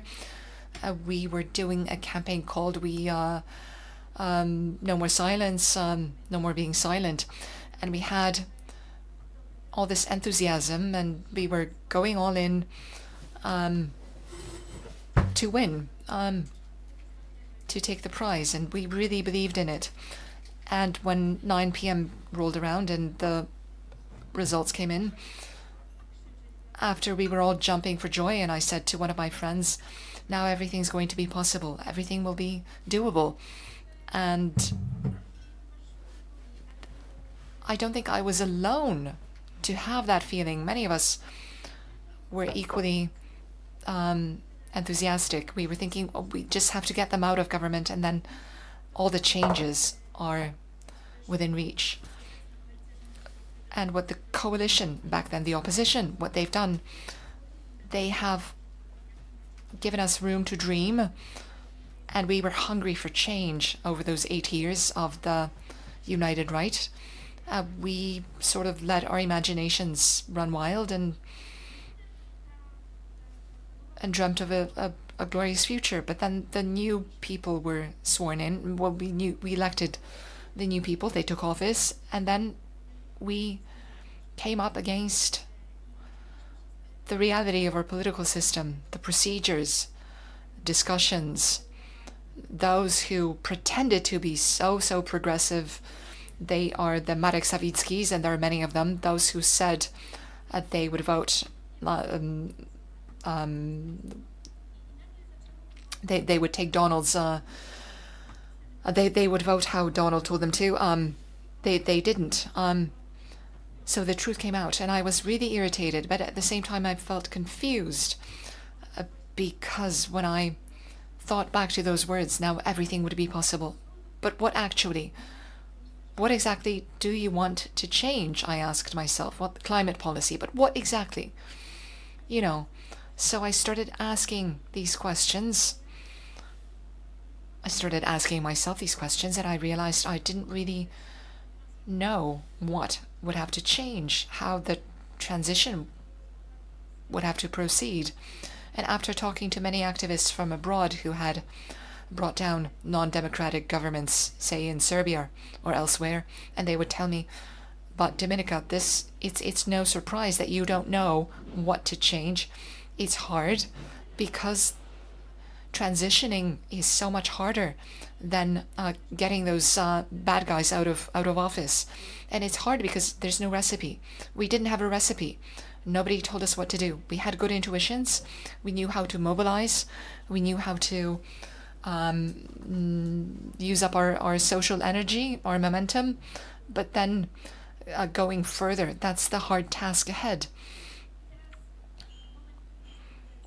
Where I am now, a year after the elections, let me tell you, since recently, since August, I think, I had given myself some time to relax, to go back to my family life, to keep in touch with my friends, all the people I had no time for before.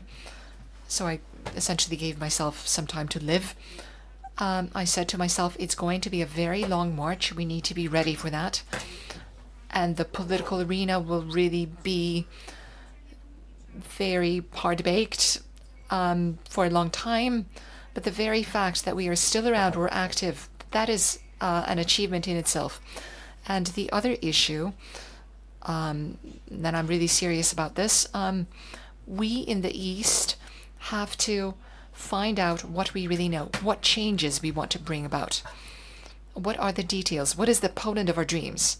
You know, how as a community we can build civil society, how we can develop a shared agenda and go out to the nation, take it to the nation, not just to the politicians, how we can build a wider social support for economic transition, for women's rights, for accessible housing, how we can win people's hearts and build momentum that will impact the people in power. Because Donald Tusk is someone, he reacts to force. He has to be spoken to with force. If we keep being supplicants, if we keep asking, begging, they'll just say, well, we'll do it someday. Goodbye. But when we come not with begging and pleading, if we come knowing exactly what we want, and if we have people behind us, it's going to be a whole different dynamics. So I see this as what lies ahead. And we're building that. We're building our plan. We're collecting answers to the question of what exactly do we want as change.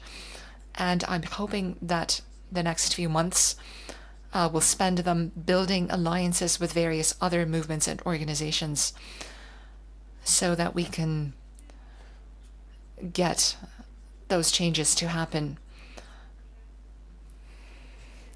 It's not going to come. It's going to be a long march, but we have to stay on track. We have to keep walking. There are lots of wonderful people along the way. It's going to be a great time, and that's what changed my attitude. Yeah, that was great. It was wonderful what you all said, and I think that not all of us, or at least that's how I understood what Małgorzata said. So I don't think everybody expected everything to change on October 16th. The one thing changed. I knew I wouldn't wake up every morning not knowing what would happen or being afraid of what would happen. I knew that I could take part in a conversation, although I wouldn't necessarily be heard. The Helsinki Foundation knew that it wasn't a process, knew that one law wouldn't change everything. If we want to act within the limits of the law, you can't change the situation with a single act. I was hoping that the opposition would win, I thought that the success wouldn't be that huge. I know it's a long process. There's a long process ahead of us. We can't delude ourselves. We can't expect, I mean, the president, of course, that once that everything would, so you need a plan B. And what I find interesting is that you mentioned power, you mentioned force. Force, power, strength is important, but you need a strong, autonomous, independent civil society. You need people who are active, who feel like doing something, who want agency, who want to have a say, who want to make a difference. If democracy is to work, people need to have a sense that their voice matters, that they can be heard and listened to. And in matters which are so complex that transforming can't be done as part of a single plan. So you need to take into account, you need to listen to various people who have different experiences, different perspectives, different expertise, so as to come up with the best solutions. But this takes time. And because it does take time, effects aren't visible soon, and without effects, people get frustrated, especially as we have one crisis following on the heels of another. So the question is, how do you understand, how do you see the role of civil society? How can civil society help democracy deliver on its promises? How can, giving people a sense of agency, that they can, so it's not just win an election and forget about the people, but continue to take part, continue to be heard by the politicians.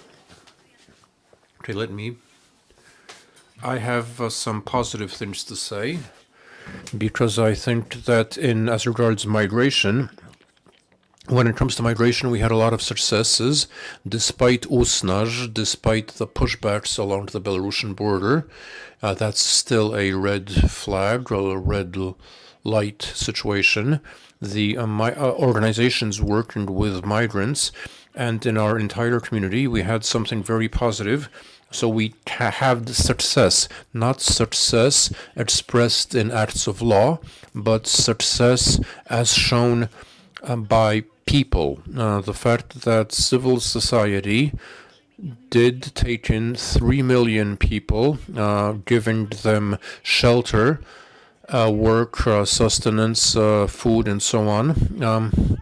So that's a great success. It, on the one hand, stopped the building of refugee camps or tent cities. That didn't happen. And all the people who were involved in that relief effort, 15%, one of the slides said that 15% of the Polish population supported organizations. We had mass interest and mass support. People gave their time, their private resources, opened up their homes. So these people had a sense of achievement, had a sense of success, and saw that they made a difference. This was an unprecedented success. And to answer the previous question, what did we learn? How do we see our role? I think that in our bubble, in my bubble at least, we're still in a process. We're identifying where our agency, or the limits of our agency. What else can we do? So not thinking in terms of a political calendar, but thinking in terms of the war. We were able to discover new spaces for us. The state stepped back. The state didn't do what we expected it to, but it also created a lot of room for us to be active, to propose solutions.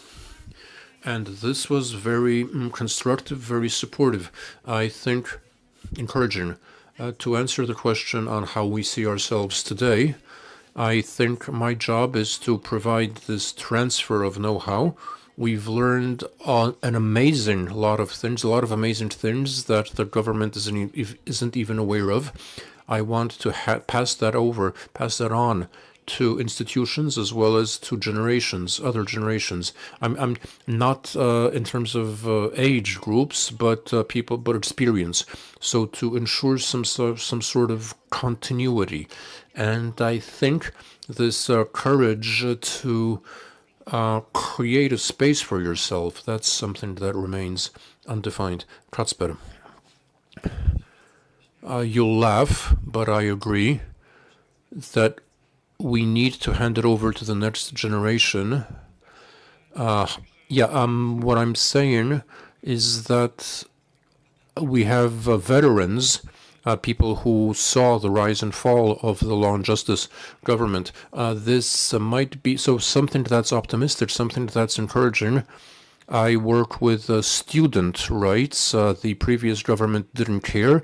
The present government is making declarations. I graduated high school 4 years ago. And I'm now reaching a point where I'm no longer at, I see there's a difference, there's a gap between myself and people who are 6 years younger than me, people who are in high school today. They don't see there's a disconnect. And I think it's changing quickly. So I think what I need to do is stop doing the job of the state. It's not my job to spend all day safeguarding or making sure teachers don't hit students or principals intimidate students. That's the job of the state. That's why we have school superintendents' offices, ministries, and so on. We spend billions on that, billions which we don't spend to support reproductive rights, abortion, or helping refugees. I learned that it's much more effective to teach to make decision makers feel uncomfortable. Unfortunately, we send our friends, or since our friends are in government, ever since they're no longer our peers, our colleagues, and it's like a son-in-law and father-in-law relationship, to quote a song. It was nice, but now time to get to work. So I often met deputy ministers and school superintendents who were convinced that since they have power, they will give us money, and you guys take care of student rights, participation, elect student councils, you do that, we'll pay for it, we'll put a stamp on it, and we can take advantage of a photo opportunity. But no, I'm not a civil servant, and I don't intend to be a civil servant in the foreseeable future. So we won't mobilize 100,000 people to go out into the streets, although we'd never know what Donald will do. When I wake up in the morning, I'm not afraid of what I'll read. I'm a little numb, but I know something will happen. Even alcohol policy, when we sell nips of alcohol, 3 million of these. So now we need to redefine our goals. We need to say what we want. For instance, stop peer violence in schools, homophobia and lawlessness that we see in every school. We need to put a stop to that. That has to be done by the state and not by us, so we can do things outside. I mean, my greatest dream, my dream as an activist, is to go to Ukraine. I visit it twice a year and teach there and share our success. I mean, obviously, this might be unusual, but I'm tired of helping Polish school children. This is the first time I've ever said this in public. I don't feel like doing this anymore. It's not my job. We've wrote draft legislation. We've shown politicians what has to be done. And now it's people 20 years older than me should implement that, if they didn't give us power. So that's how I see it. My dream, and I think my plan for the next 3 years, is to make decision makers feel uncomfortable, organizing conferences, happenings, events, and being critical. If we send, as a coalition of 1 billion NGOs, we send an appeal and it's ignored, then they're asking for it. So we need to and if Dominika what goes up to the president It's not because Andrzej Duda answers emails, it's because he doesn't answer emails. So we need to make them feel uncomfortable. We need to catch them out. And so it's high time we showed the people who are in power that we're still capable. We can't, maybe not 1 million people in the streets, but it's not like we'll sit quiet now. What I like about what's happening in Poland is the media. I mean, obviously, with the exception of the media of so-called journalists or liberal supporters of the government, there's a lot of good work being done by the media who show that the ruling coalition is doing the same thing the Law and Justice did. The Women's Congress is financed by the state petroleum company. So if we saw the Orlen, the state, if we saw the state petroleum company financing Law and Justice event, so now Energa and Orlen supports the Green Zone at the Women's Congress, and we're okay with that. Well, I'm not. And what I'm asking you for and what I want to do is make them feel uncomfortable and raise awareness. I think that's what we need to do. A new form of advocacy, making them feel uncomfortable, duly noted. Yes, we use the methods that some methods fail. We try another toolkit. Dominika, I can follow up what Kacper said. I agree what he said about making the authorities feel uncomfortable. That's something I believe in. It's a method that's been successful. And what's interesting for me is that what I like most is what makes me happy is when young people, or new people, young people especially, when they begin believing or seeing and they spoil the fun, the PR for politicians. Last year, during the election campaign, our activists crashed rallies of the Civic platform and asked difficult questions of the present Prime Minister. Sometimes they were forcibly removed from the room. Sometimes they had their photos taken, and this was used by the PR, where the Civic platform said, we listen to what young people have to say. Anyway, a lot of confrontation happened then. We had people asking questions of the present or the then Prime Minister that made them feel, above all, like it made them feel we saw the mental chaos, that they felt the brain freeze. So they're used to attending press conferences, news conferences, passing other important people in the hallway. It's political theater. So it's political theater. But if an ordinary young person stands up, I also saw great scenes when older people confronted politicians. So when we shatter the illusion, when they're no longer untouchable icons, really amazing things happen, and that's when they have to work on their PR, which they do by meeting our demands. One example, this year, our activist in Poznań, which is where Kacper comes from, just happened to run into, on the street, Minister Nowacka, the Polish education minister, and she says, hey, this is Nowacka. We sent them an email. We sent the ministry an email on Palestine. We asking that the ministry doesn't meet representatives of the Israeli embassy during the genocide.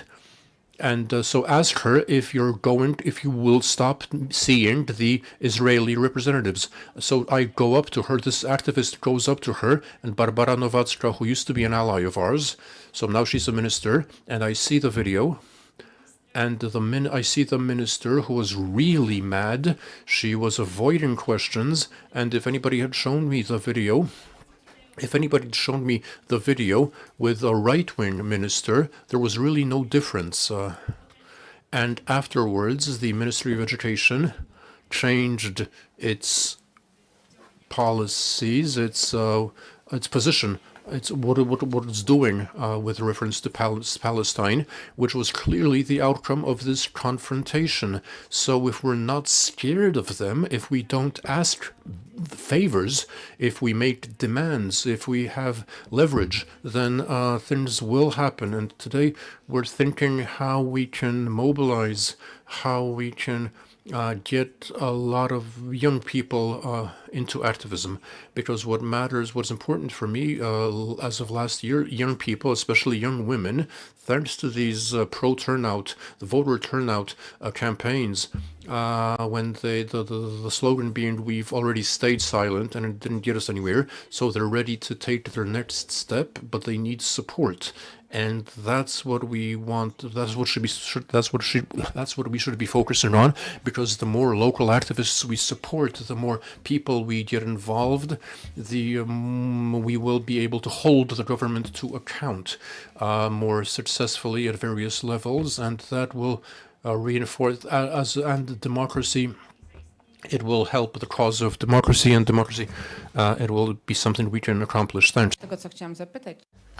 Precisely, you've touched upon exactly what I wanted to ask about. How do we amplify agency? How do we support people so they have a sense that they do have agency? From what you've said, I seem to understand that agency in terms of impacting politicians on the central level, it's not really working. We try, but but we fail. But maybe there is another way to manifest your agency. How do we convince young people, not just young people, but people in general? How do we get them involved? How do we trigger them? What is the trigger? Like the trigger in the women's campaigns was to show them that they do have agency. So what sort of agency do we want to invoke? So Agnieszka was highlighting the successes, the micro successes in the migration area, but in the other areas that we deal with, so preventing torture, access to the judiciary, the free media, and so on, it's there's only moderate agency. How do we create a sense, engender a sense of agency? I think there's one thing we have been forgetting for the past 8 years, and that's participation. Not participation within a paradigm of perpetual conflict, but, you know, we come together, we're talking, and Dominika asked very honestly, what exactly do we want to achieve? When you looked at the United Right government, however awful their aims, they were very clearly formulated. It was known exactly what the stakes were. And here we don't know. We have reproductive rights, and then everyone says we're going to vote, and then the smallest changes are dropped because they're overruled. I've also been seeing a trend for the past 10 months. I don't know if you have taken note of this. Social councils or civic councils are being created all over the place. Whenever there's any change in the judiciary, immediately a social council springs up. And that's all good. But recently we met with the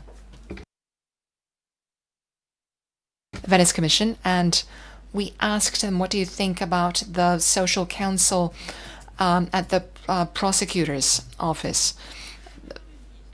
But they asked, what are we to do? What can we give you? I don't believe in the social council for the prosecutor's office. However, for the district courts, when the president of the court submits a report, I hope that it's not presented just to a council of the judges, but also to the local community, which can then tell the judges what it's like to be in court, and that's participation. Moreover, the dialogue that we've been conducting needs to be depolarized, and we haven't seen depolarization. I think maybe to some extent we're mythologizing mystifying a depolarization, and I don't see any efforts on the part of government or the opposition to counter polarization.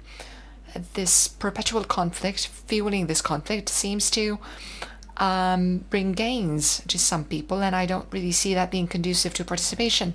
If we keep hearing at these meetings, well, please wait another year because we have to win the presidential elections. But what if they don't? What if we don't? I'm quoting, it's not my words. So we need a sober assessment. I'm dwelling on participation and establishing procedures for achieving those aims, for naming those aims, determining jointly where we want to be in 10 years. That is very valuable. And now to differentiate engagement and participation, I think it's going to be very hard to maintain the levels of engagement like we had for 8 years. But if we go for participation, that's going to pay off in the long term. Thank you very much, Małgosia, for that remark. I was hoping Kacper would address participation, but it's great that you did. I see that Joanna has something to add. Consultations, social councils, yes, indeed, plus participation. But if there are so many and we don't really see tangible results, is it not more something of a smokescreen? In fact, Minister Zaleska formed a council of 100 people that were supposed to do the educational reform, but we know how that went. So for the consultations to make sense, it needs to be consistent, organized. The aims need to be clear. It's like in the movie The Cruise. We vote on the method of voting and it goes nowhere. So participation is extremely important, but we don't want to just, check off a list and one and done and all good. How we join in as organizations or activists in these consultation and participatory processes, how we join them is very important. But I'm not quite sure what else we could do for our message to be heard. There needs to be a change in government, and that is beyond our remit. And both Małgosia and Dominika talked about whether we really know what we want. So on October 15th, I think we were very well prepared. We knew exactly what we wanted. And whenever we're going to a meeting with an institution or with people from a ministry, we put 2 pieces of paper on the table where it says what needs to be done, what procedure needs to be employed, what procedure needs to be introduced, what regulation needs to be passed. We've got that. And despite that, we're stalled. It's a stalemate. So it's no guarantee of success. But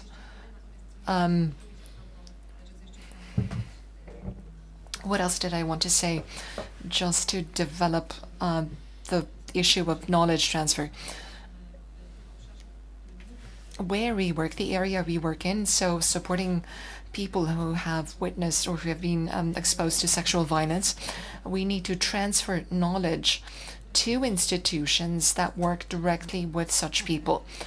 So victims of sexual violence, victims of violence, changing these institutions' attitudes, making them more empathetic, whether it's the police or first responders or people working in social assistance, medical services, prosecutors,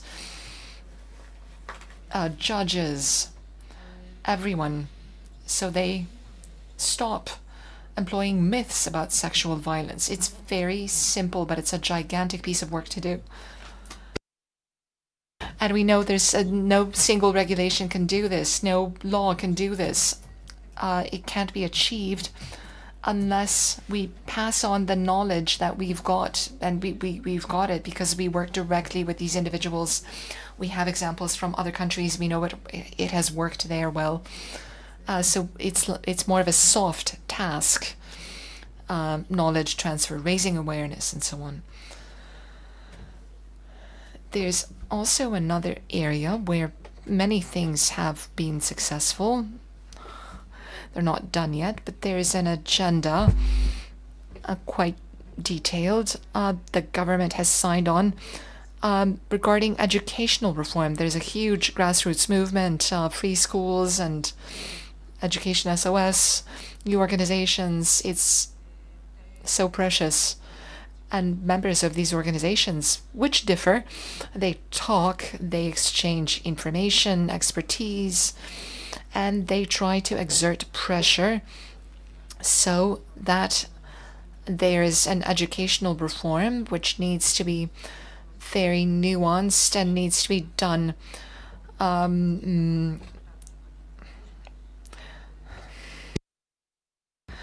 I remember various elections where people kept saying, let's not talk about education because it's not going to work. We need to talk about health, or let's hand it over to our enemies to deal with health and education. They're doubtless going to go down. So let's not relent. It's great that this agenda was created by NGOs.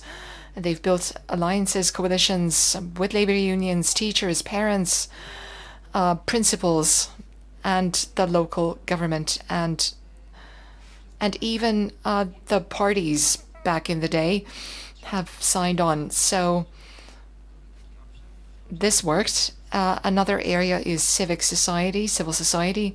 NGOs have gotten the opposition to sign on to subscribe to a certain agenda, and there was a great opportunity. Even government had ideas. They created a plenipotentiary for civil society, but what happened is she's no longer there for health reasons, and so the office practically no longer exists. So we are 6 days ahead of a 1-year anniversary, and maybe that would be a noticeable sign of change if, well, they say the minister is going to step down, the Minister for Civil Society, but if this was somebody, if a new one came in who knew how to send the message that it was civil society that brought about the change. And we need to build resilience in society. We need to build state resilience. There will be no security without civil society, without people. And state officials won't do it by themselves. So maybe it's the right time to think about it and to mobilize, to demand it, to ask for it. If not ask, then demand. Kacper, over to you. I don't want to take up time, but since you called me up for participation regarding those various consultation organs and social councils, I don't really think they're worth a dime. They have no influence, and we work on them for free. Our labor there is free. And it's important to say, if there are 5 officials in the room plus 30 NGOs, statistically, most of the people in the room are not being paid for being there. And it's usually the most competent who are there in their own free time. There's a great map or even a ladder that defines stages of participation of young people compared to the adults. But it actually well reflects the participation of adults compared to other adults who hold power. So the first stage is manipulation. The adults use the youth to achieve their aims. Stage 2, decoration. The young help to implement the initiatives of the adults. 3 is participation for show, and I think that's where we are at as NGOs. So the young people have no influence, no decision-making power. Then distributing tasks among the young people. Then it's the adults' initiative and youth deciding, youth leadership, and at the very end comes youth initiative and decision-making on a par with adults or jointly with the adults. So I think we're somewhere in between stage 2 and 3. It's a long way to go to 8. And what do we do with this? We're not going to go on strike. I think it's a problem. Whenever people say nurses are on strike, some of the nurses stay at the bedside and they can't leave their patients. And you're not going to leave the people on the border either. I'm not going to leave the kids at school. You're not going to step away to abandon the women who have been raped. And the problem is they know this. They're aware of it. We are... there's no way out for us. So to speak of the book that we've authored with the foundation, we haven't mentioned it on this panel, The Truth After the Elections, Prawda po wyborach. So I wrote an article there, a chapter. I checked the myth of Wiagodno because I think this is brilliant and it sums up anything we can say about participation. Remember the lineups at night of people standing in line to vote, having pizza because a private businessman brought it. Do you recall the national turnout?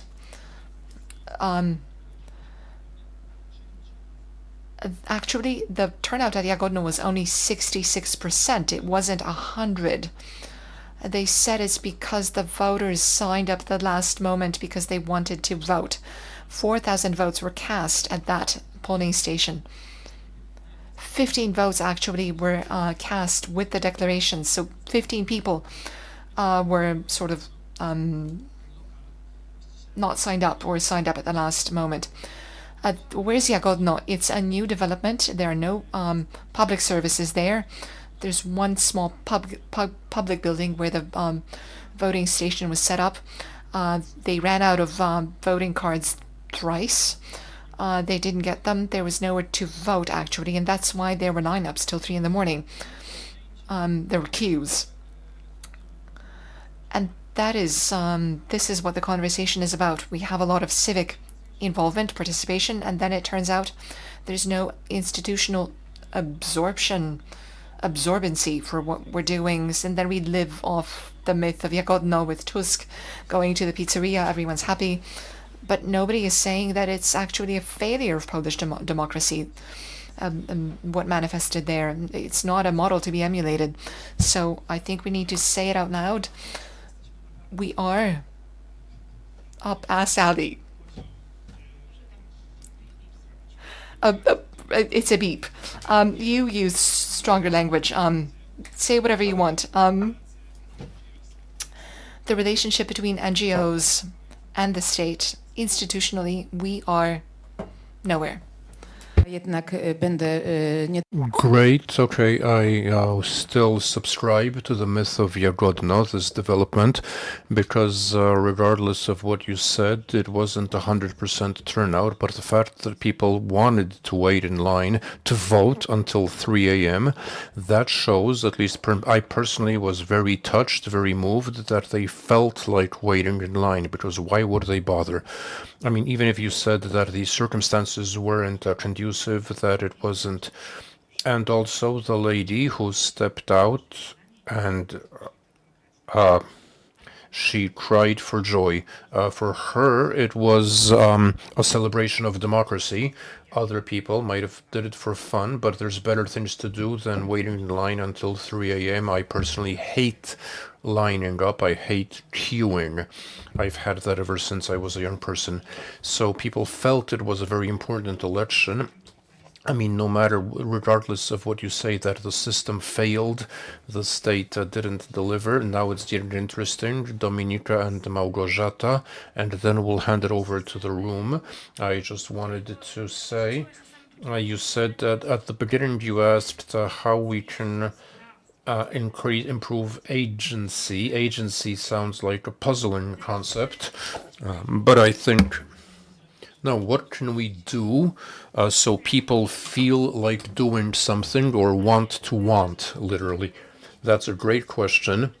I think the question we ought to be asking is why people don't want to do anything, don't feel like doing anything, don't care. That's something that that I have a problem with. Being after several years in NGOs, it's something I often feel that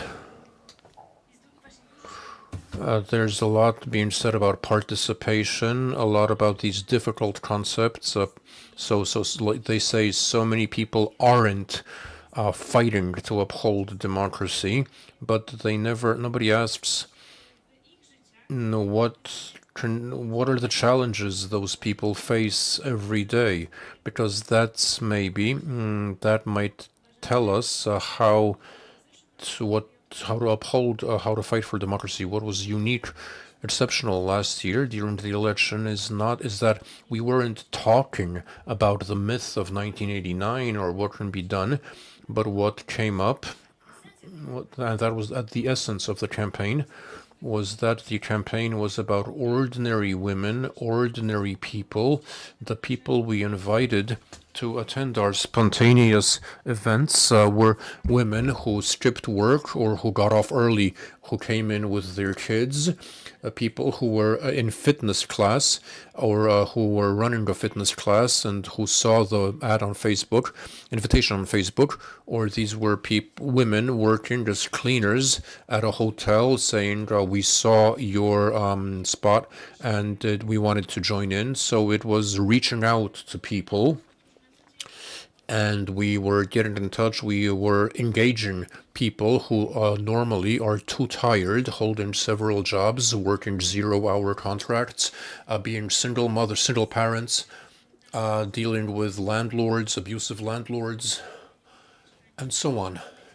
So when we shifted the focus towards being with people around issues that matter and reaching out to people, meeting them, I think that's when we were successful. And I think when I think about the role of civil society and social organizations, my dream is for people in Poland to feel that all of them have there's room for them in an organization, in an initiative but when we get bogged down talking about details of some piece of legislation, or if we get bogged down in looking who's the prosecutor and which prosecutor should step down, if we focus on that. I mean, I have great respect to everyone who fights to uphold the rule of law in this country. I think it's the backbone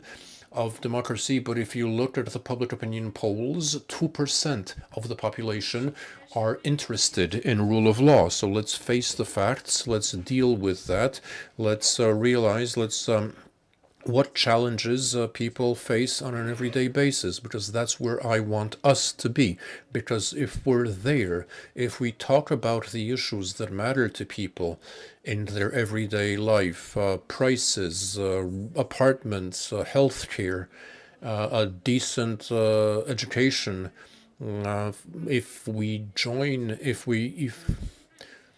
shutting down factories, shutting down coal mines where miners aren't given safety nets. And if we're there, then we will engage those people in issues that they wouldn't have normally identified or related to. So I don't know if there's a clear conclusion from what I said, but if we want to get people engaged, I think the first step we need to do is we need to reach out to these people and understand where they are and what problems they're facing in this country, because Donald, Jarosław, they often don't care who the prime minister is. The system ignores them. It ignored them then, it ignores them now. And those are the people we should be with. Obviously, allies reaching out to people. That's what Inicjatywa Wschód is trying to do, working with trade unionists from regions and places affected by economic transformation or by the new Green Deal. Agnieszka and then Małgorzata. I wanted to add, to refer to the concept of agency, getting back to agency, based on our experience, the sense of agency makes you more desirous of agency. So it's, if you see that what you do makes a difference, you will be encouraged to do more. So there's a snowball effect, kind of. There's a greater enthusiasm and willingness to be involved. And in previous panels, we spoke about the definition of civil society. Civil society is something that fills the gap between business, the authorities, and the private sector. I want to share an experience from the last years. After we've discovered a lot of allies, really strange bedfellows, the chancellery of the prime minister, trade unions, employers, mushroom farmers, people who have a sawmill in the northeast. They wanted to know how to work with Filipinos because they have Filipino workers. So this desire, this personal involvement, it really doesn't commitment. It doesn't really depend on your position. We met people wanting to work with us, and people who had all sorts of different jobs. So it's really interesting. It was interesting for us how we redefined the roles and the expectations, the demands of various actors. We were disappointed. The state disappointed us. We felt that it didn't deliver, but we were surprised to see what we were capable of, what a local government was capable of, what people were able to do, and how people were able to solve problems in unexpected ways. And so trying to be positive, I think that is a positive thing we learned. We have partners in local government, we have partners in business, we have partners in the media, we have in unexpected places often. So we learned to relate or overcome our own preconception, our own bias. That was a learning experience for us, I think. Okay. Before I hand it over to the audience, I wanted to connect the two threads, what Kasper said about the myth of Jagodno, of this polling station, and what you said about people wanting to be active. This is a great example that you gave, and it resonated with me for two reasons, in fact. First of all, because I didn't know about the story outside, independent of the myth. And I'm also convinced that every turning point needs a founding myth, needs an origin story. So, and this leads me to your question, because I agree with everything you've said about agency, about setting goals, about how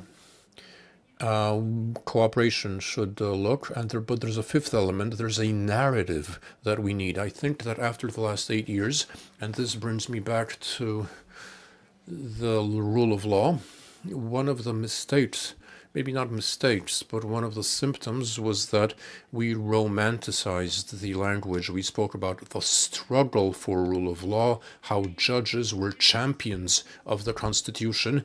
A romanticism in Poland ended in 1989, according to a scholar of literature, but there were still throwbacks. So romanticism is alive and kicking. And so is this the only myth we had of national liberation? Or maybe we should have a more positive myth of working hard, kind of micro involvement, not like revolutions or uprising, but working for change every day. And that's something I'm missing in our bubble. The campaign you spoke about, Eva, the social organizations, that works. But this was 7 years ago. Now we need something new. And what can we do for this myth of the positivist, if you will, myth? So at an age of emotion, it needs to be emotionally charged, because otherwise it won't be interesting. You remember romanticism. It's more emotional. We have Jakub Karish asking for the floor. Then we have somebody in the second row. I will try and be brief. Kacper, which minister wanted to give you money and you turned him down? I'll ask you. In Jagodno, there were 2 polling stations, actually, so I think they made a mistake there. They had 2 officials. So in Jagodno, we had a monitor there. I called her 2 days later to give her time to sleep it off. She said she couldn't be in the polling station because she was sick, but she went there anyway. And with a document on monitoring, she stood there in line until 3 a.m. She didn't step in and say, I'm an observer, and take the opportunity to vote. Donald Tusk was mentioned a lot of times. Here, I'm afraid it's not so much Donald Tusk, but our staff are, civil servants. These are politicians. These are people who've been in politics for 25 years. It's always the same people. And I know where the decisions are made, but not all of them. So if a minister doesn't change the restorer of monuments, hasn't changed the restorer of monuments in a region, and the restorer of monuments, it took half a year. Anyway, so I think it's not Donald Tusk who's to blame. Decisions are maybe after this wonderful discussion. I'm also complaining. We all know. I touched upon it. We're not complaining. We're talking. I am complaining. However, I'm really gratified to see that in all the statements and everything you're saying, the conclusion is that the greatest threat ahead of us is the peace coming back to power in 27. So we get up in the morning and we're a little less afraid. At least that's something. So it's a small mercy. So what's a little better than it was 8 years ago? There are things that have changed for the better. Okay, you've called on. No, let's just.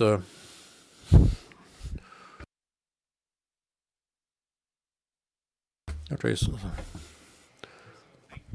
I was listening very attentively, because if we are lucky, then in 2028 we will be sharing your skepticism at home.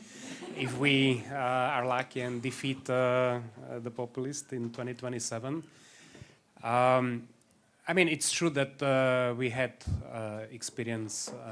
We already had one authoritarian who we had to defeat, so it's not completely new situation. But nevertheless, I would like to ask you, what is your main lessons learned in this 1 year? What is your advice to Slovakia? And would you have done anything differently in 2023? Thank you. What is one lessons learned during the last year? Let's ponder, zamyślmy się, and we'll take, weźmiemy jeszcze jedno. And we'll take one more question, and then we'll have another round. Marta, this might not be a question, but a reflection, and also a comment on what Kasper said. We've been talking a lot about failure, but I want us to consider this, because I think personally, in my humble opinion, it's not us who lost, it's politicians, because as a society, a civil society, despite, even though the goals weren't accomplished, we did raise social awareness. We haven't had such discussion about abortion and awareness of abortion for years. Awareness building when it comes to the rights of LGBTQ plus community. And also, as a society, we've learned to respond, to cooperate, and to act together. We have contacts, connections, and if it wasn't for what happened, even though we didn't succeed, all the relief, all the support for people from Ukraine, the relief, the help for people on the border would have been much more difficult because we won something very valuable. We gained skills.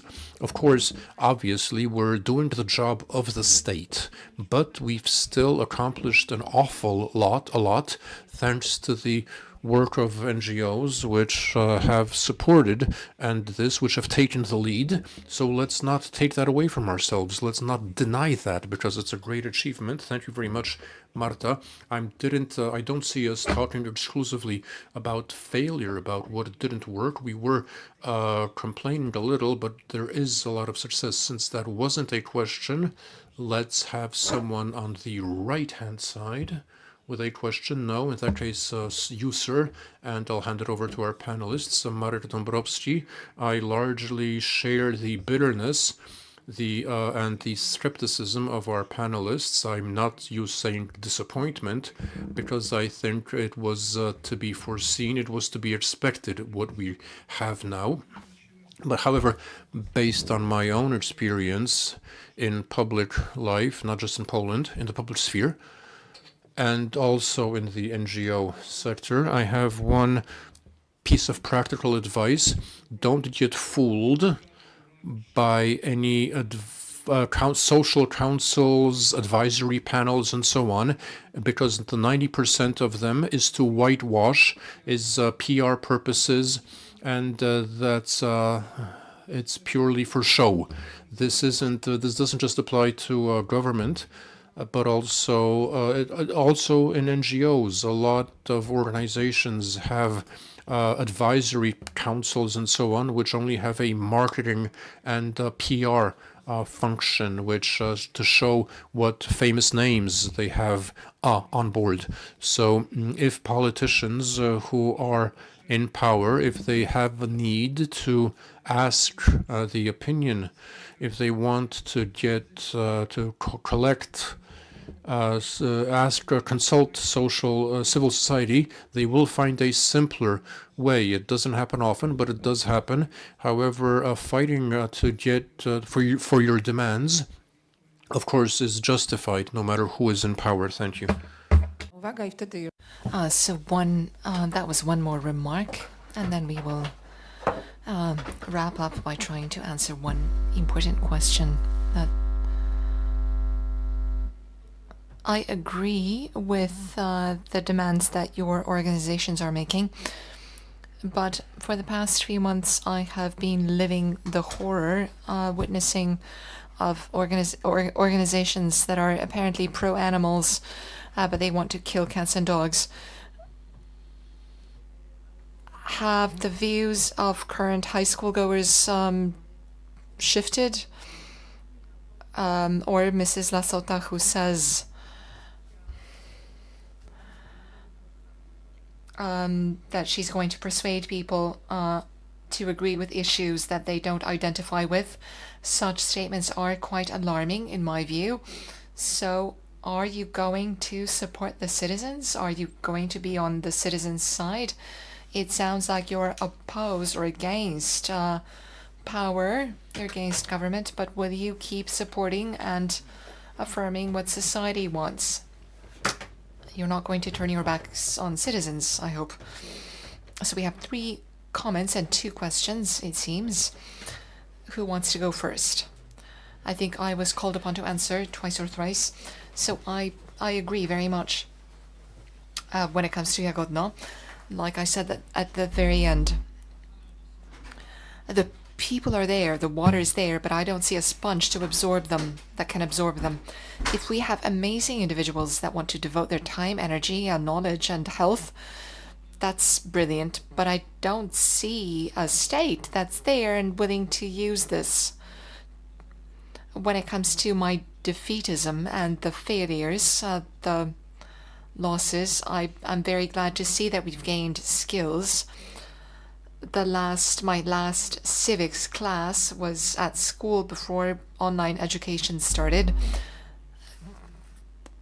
That was my last face-to-face civics class, but I still drive my colleagues for abortions to Czechia. I still cannot get married to a man, and I still have a whole series of problems in my everyday life. But so what if we're moral victors in our lofty war? But at the end of the day, the politicians have money to go abort in another country or spend several thousand zlotys to transcribe marriage certificates from other countries, and that's where I'm losing.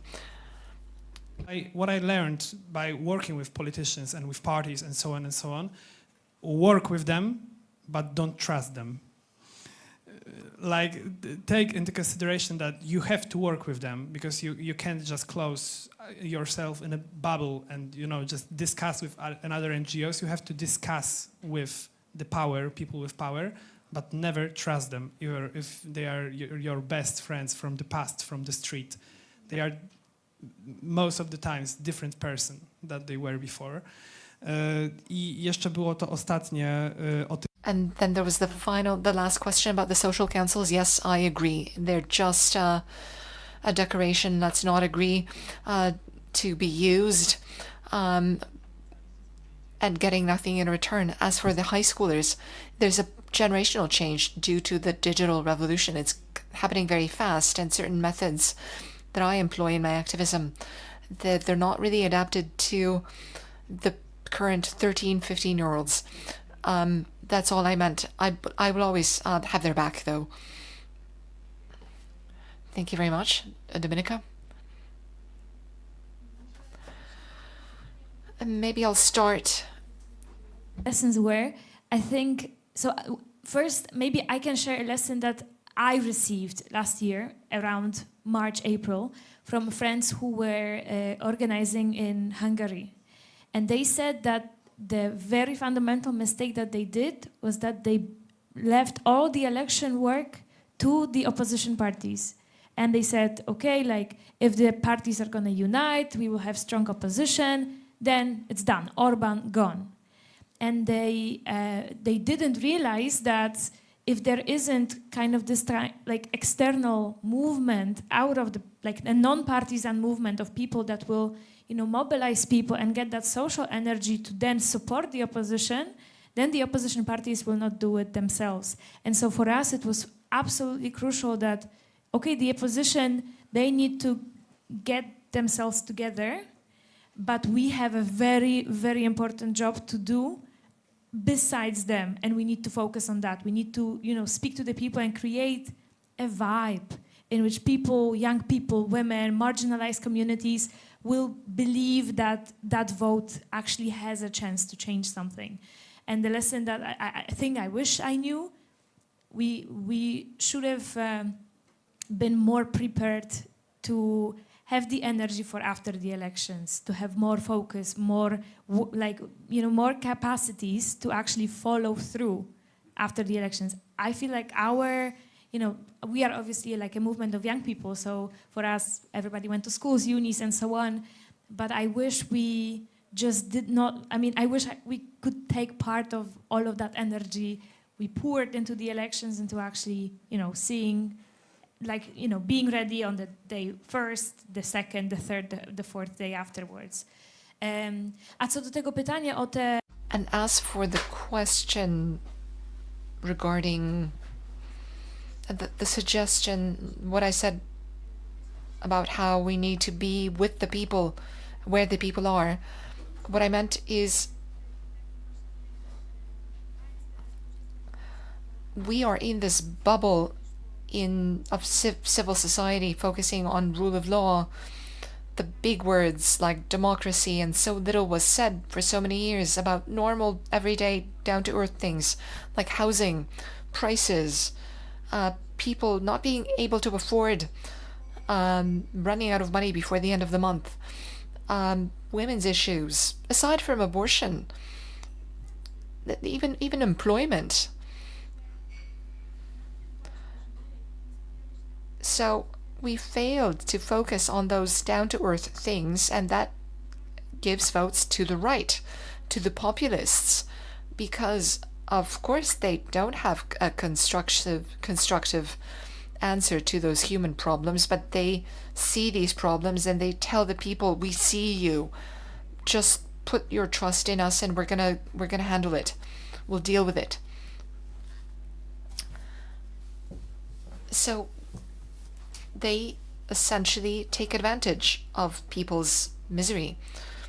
But we, as a supporting organization for 35 years, supporting other NGOs, I can tell you there are lots of NGOs that deal with these everyday issues. Housing, women's rights on the labor market, inequality, and so on. So our foundation deals with a different area, but it doesn't mean that the other areas aren't taken care of.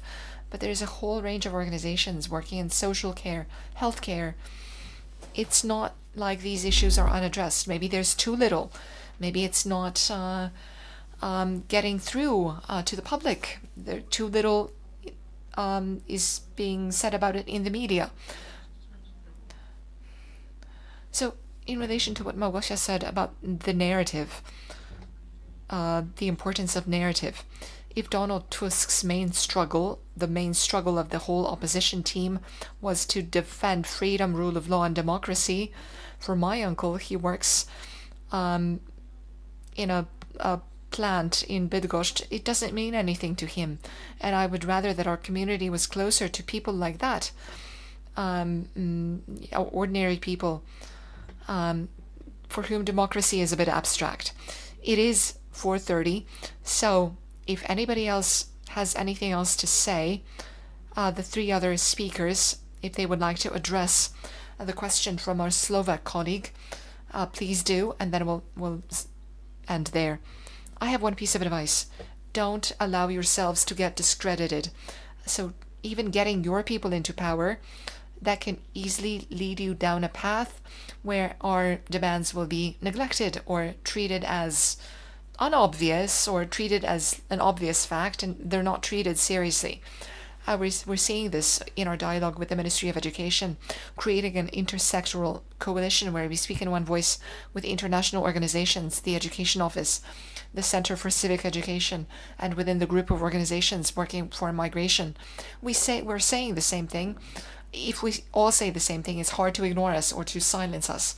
So it's worth making alliances intersectorally that can't be killed. They're hard to silence, to quash. So relating to what Agnieszka said, and then I'll hand over the mic, I would highlight this even more. It's so important for us as organizations and social movements to remain independent and reliable, credible. It resonates with me so much. We do talk to power because they are the power and they should be doing certain things, but there's a limit to that. And power, the people in power will change, and we are here to stay. We're staying around. So we need to think of our own credibility as well.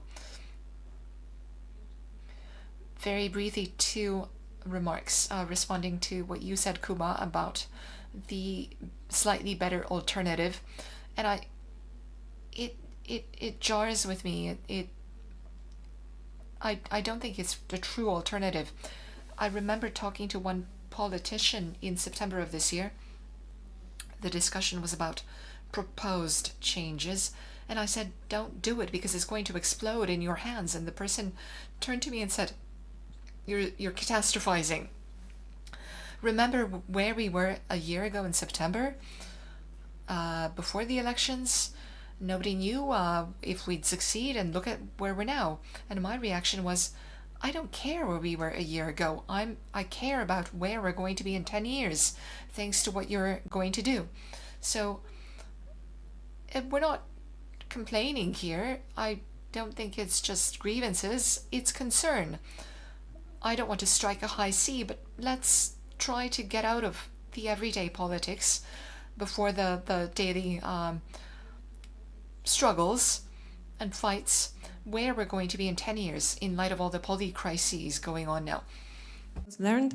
The one lesson learned that stays with me, I guess forever, is that politicians never fails to disappoint, and but the disappointment is the kind of emotional state that civil society activists are just trained to endure. So, and I would never be in the position to tell you pieces of advice for Slovakia. Just let me say that we're rooting for you. No i skończymy hasłem: nie bądźmy rozczarowani, bądźmy zmobilizowani. So let's end on that note. Let's not be disappointed. Let's be mobilized. Thank you so much for staying with us, for bearing with us. Thank you.